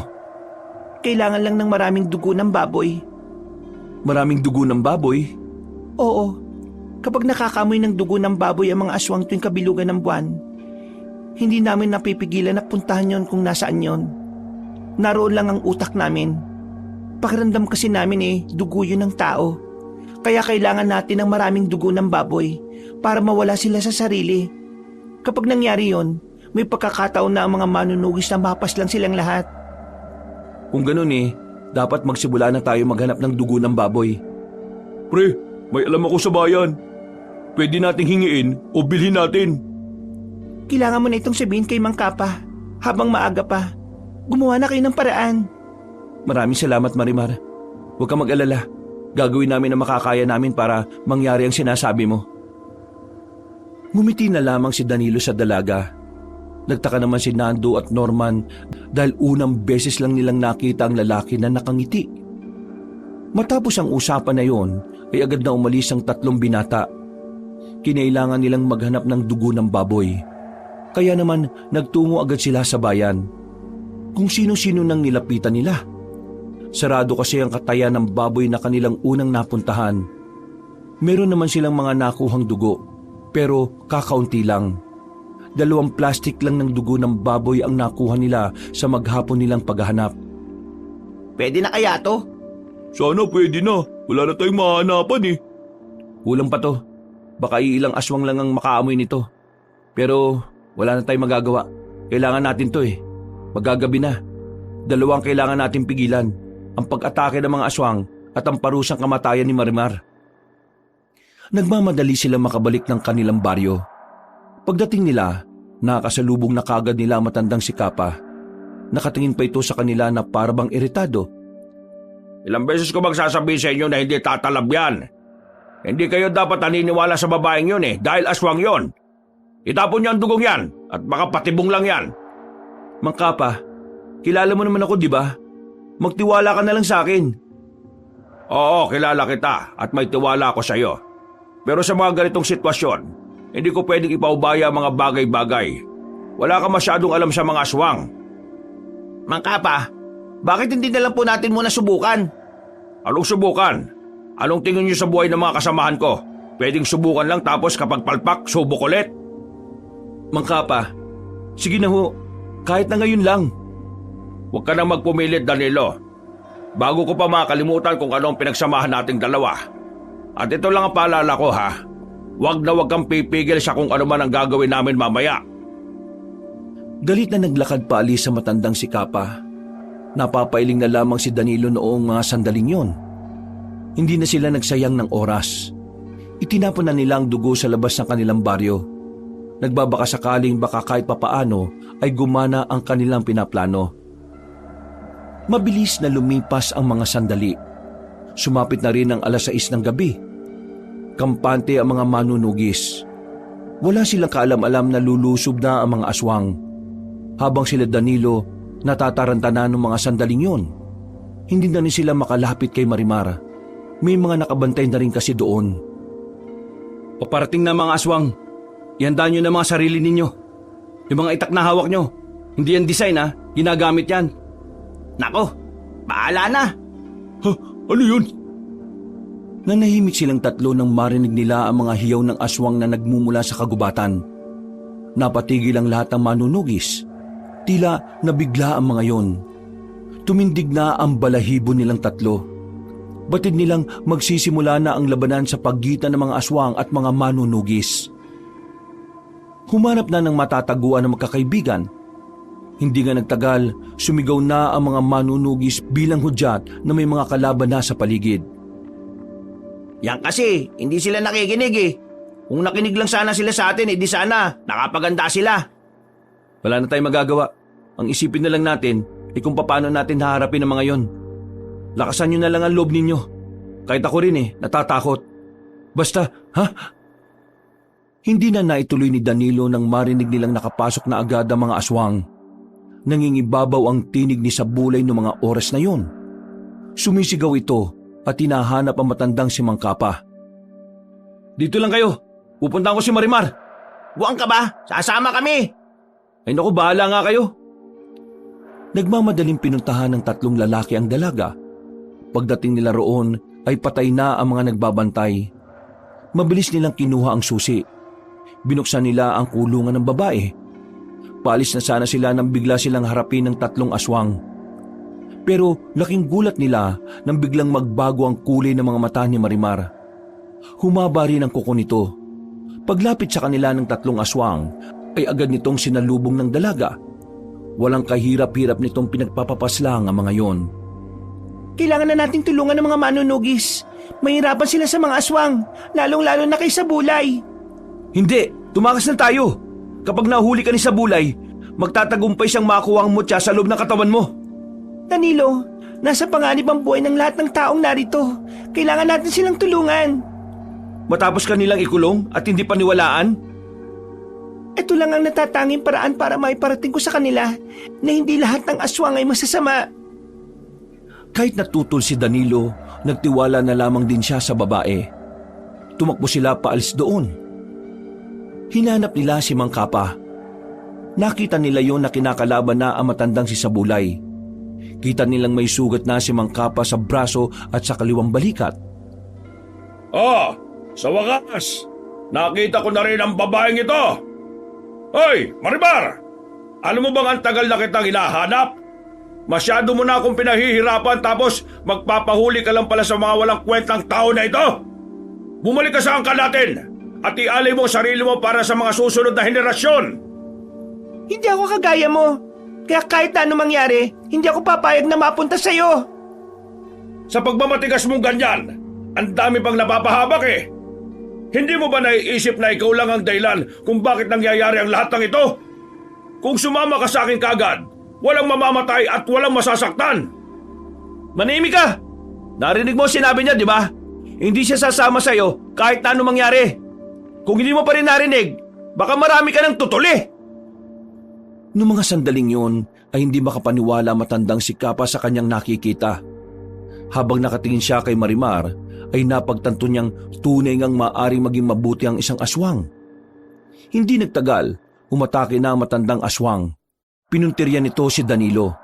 Pero agad din namang humarang ang babae. Kinalmot ni Marimar si Sabulay at tinamaan naman yun. Pero tila wala man lang talabang ginawa niya. Nakangiti at tumawa pa si Sabulay noong mga sandaling yun. Anong akala mo? Kakayanin mo ako, Marimar? Masyado ka bang bata? Isa ba, hindi ka naman nababahaginan ng lakas ng buwan ng kadiliman. Kasi hindi ka naman purong aswang. Pinapahina ka ng dugo ng isang tao. Kaya kung ako sa'yo, para may silbi ka naman, kailangan mong sumama sa akin. Ang dami mo bang daldal? Lumusob ulit si Mang Kapa. Winasiwas nito ang mahaba nitong itak. Hindi tinamaan si Sabulay dahil sa taglay nitong bilis. Nagulat na lamang ang matandang albularyo nang mapunta na ito sa kanyang harapan. Kinalmot ito ng mahaba. Dahil doon ay napalhod na ang isang tuhod ng matanda. Akala mo siguro kaya kita inatrasan kagabi dahil natatakot ako sa iyo. Kahit na kailan, nauuna ang pagiging kampante ng mga tao kaysa mag-isip. Ako ang kalabanin mo! Tumakbo na mabilis si Marimar. Makailang ulit nitong pinagkakakalmot si Sabulay. Pero kahit na anong gawin nito, ay hindi pa rin tinatabla ng pinunong aswang. Sa mga sandaling ito, kinakabahan na rin si Danilo. Nakikita niya kasing hirap na si Marimar at Mang Kapa. Kaya kahit alam niyang hindi naman din niya kakayanin si Sabulay, nilakasan na lamang niya ang kanyang loob. Hindi ka magtatagumpay dito! Napalingon si Sabulay. Hindi nito namalayan ng lalaki. Tinaga ni Danilo si Sabulay sa ulo. Dahil sa ginawa ni Danilo ay nakaramdam ng pagkahilo ang aswang. Pero nagdulot lang din ito na matinding galit sa kalaban nila. Anong karapatan mong idampi ang walang kwentang itak na yan sa akin? Galit na umatake si Sabulay kay Danilo. Isang malakas na suntok ang ginawa nito sa sikmura ng lalaki. Dahil dito ay agad itong napahiga. Hinila naman agad ni Norman at Nando ang kanilang kaibigan papunta sa gilid. Ikaw naman kasi, sumali ka pa eh. Laban ng malalakas yan eh. Ako ang kalabanin mo!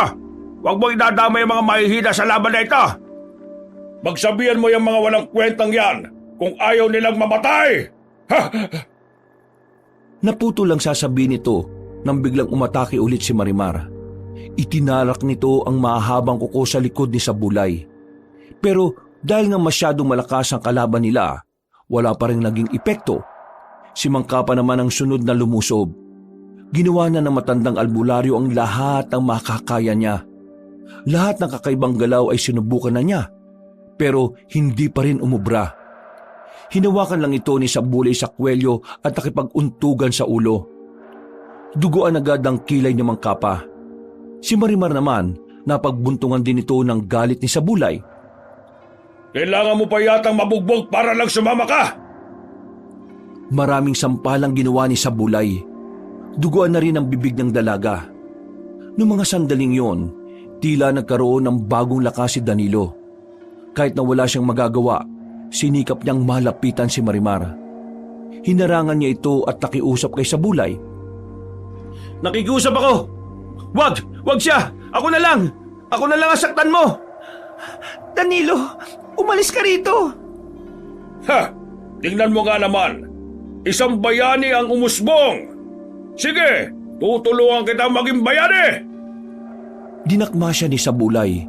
Hinawakan sa kwelyo. Sinuntok ito ng maraming beses sa muka. At nang malupaypay na ay saka binalibag sa sahig.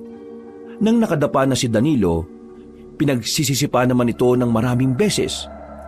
Ha! Ganyan ang napapala ng mga kagaya mong pabida! Akala mo naman may magagawa ka! Pwe! Sa nasaksiyan na yon ni Marimar, biglang nag-apoy ang galit nito. Naramdaman na lamang ni Marimar na tila tumitigas ang kamao niya. Nagiinit ang kanyang buong katawan. Masumaba ang kuko nito at nagkaroon pa ng mahahabang pangil. Noong mga sandaling yon, maging si Sabulay ay nagulat nang lumapit sa kanya si Marimar. Sobrang lakas ng babae. Kahit na si Sabulay na ang pinakamalakas na aswang, hindi nito kinaya ang puwersa ng dalaga. Hinawakan siya nito sa liig. Maigpit ang pagkakasakal. Habang nasa ere, pinagkakakalmot ni Marimar ng marami sa tiyan si Sabulay. Hindi pa nakontento ang babae. Pinagsusuntok niya pa sa muka. Gumagapang na si Sabulay sa mga oras na yon, pero mukhang hindi na yung bubuhayin pa ng dalaga. Marimar! Sa isip-isip ni Danilo, tila nabahaginan na rin ito ng kapangyarihan ng buwan ng kadiliman. Kaya sa mga pagkakataong yon, kitang-kita nila na parang ginagawang sisiw lang ni Marimar si Sabulay. Sinubukan namang lumaban ng matandang aswang. Ang kaso, sadyang mabilis at malakas talaga si Marimar. Kakaiba ito sa lahat. Walang katulad. Kahit si Mang Kapa ngayon lang nakakita ng aswang na sobrang lakas. Sinasaktan mo ang mga taong mahalaga sa akin. Pinaslang mo ang angkan ko. At ngayon, balak mo rin kunin ang buhay ng mga taong naging parte ng buhay ko. Hindi kita mapapayagan at hindi kita mapapatawad. Sukdulan ang galit ko sa iyo. Sinusumpa ko na hindi ka na magkakaroon ng pagkakataong mabuhay ulit sa ibang katauhan. Habang humahaba ang kuko ni Marimar, walang ano-ano, itinarak na niya yon sa dibdib ng matandang aswang. Idiniin niya hanggang sa umabot ito sa puso. Nandilat na lamang ang mga mata ni Sabulay. Nang makita ni Marimar na patay na ang pinuno ng aswang, sandali nitong nilapitan si Danilo. Dito ka na muna. Aasikasuhin ko lang ang iba pang natitira. Sasamantalin ko na ang pagkakataon habang nararamdaman ko pa ang kapangyarihan ng buwan ng kadiliman. Norman, Nando, kayo nang bala sa kanya at kay Mang Kapa. Agad na umalis ang babae. Pinunta nito ang mga aswang na patuloy na lumalaban. Samantala, pinagtabi naman ng dalawang lalaki si Danilo at Mang Kapa. Binantayan lang nila yon hanggang sa matapos ang gulo. Patawad, Danilo. Hindi ako nakinig at taniwala. Sinabi ko naman kasi sa inyo Dapat kasi minsan, nakikinig din tayo sa mga taong akala nating walang alam. Oo, may natutunan na naman ako. Maraming salamat talaga sa iyo. Ayos lang ho yun. Ang mahalaga, buhay tayo. Aray, ang sakit. Kapag gumaling ako, gagamutin kita. Kapag gumaling ka, magaling na rin ako nun. Natawa na lamang ang dalawa. Si Norman at Nando naman ay hindi makapaniwalang nagagawa pang magtawanan ni Danilo at Mang Kapa kahit sobrang bugbog na ang katawan. Natapos ni Marimar ang lahat ng mga aswang. Natalo nila ang kampo ng kadiliman.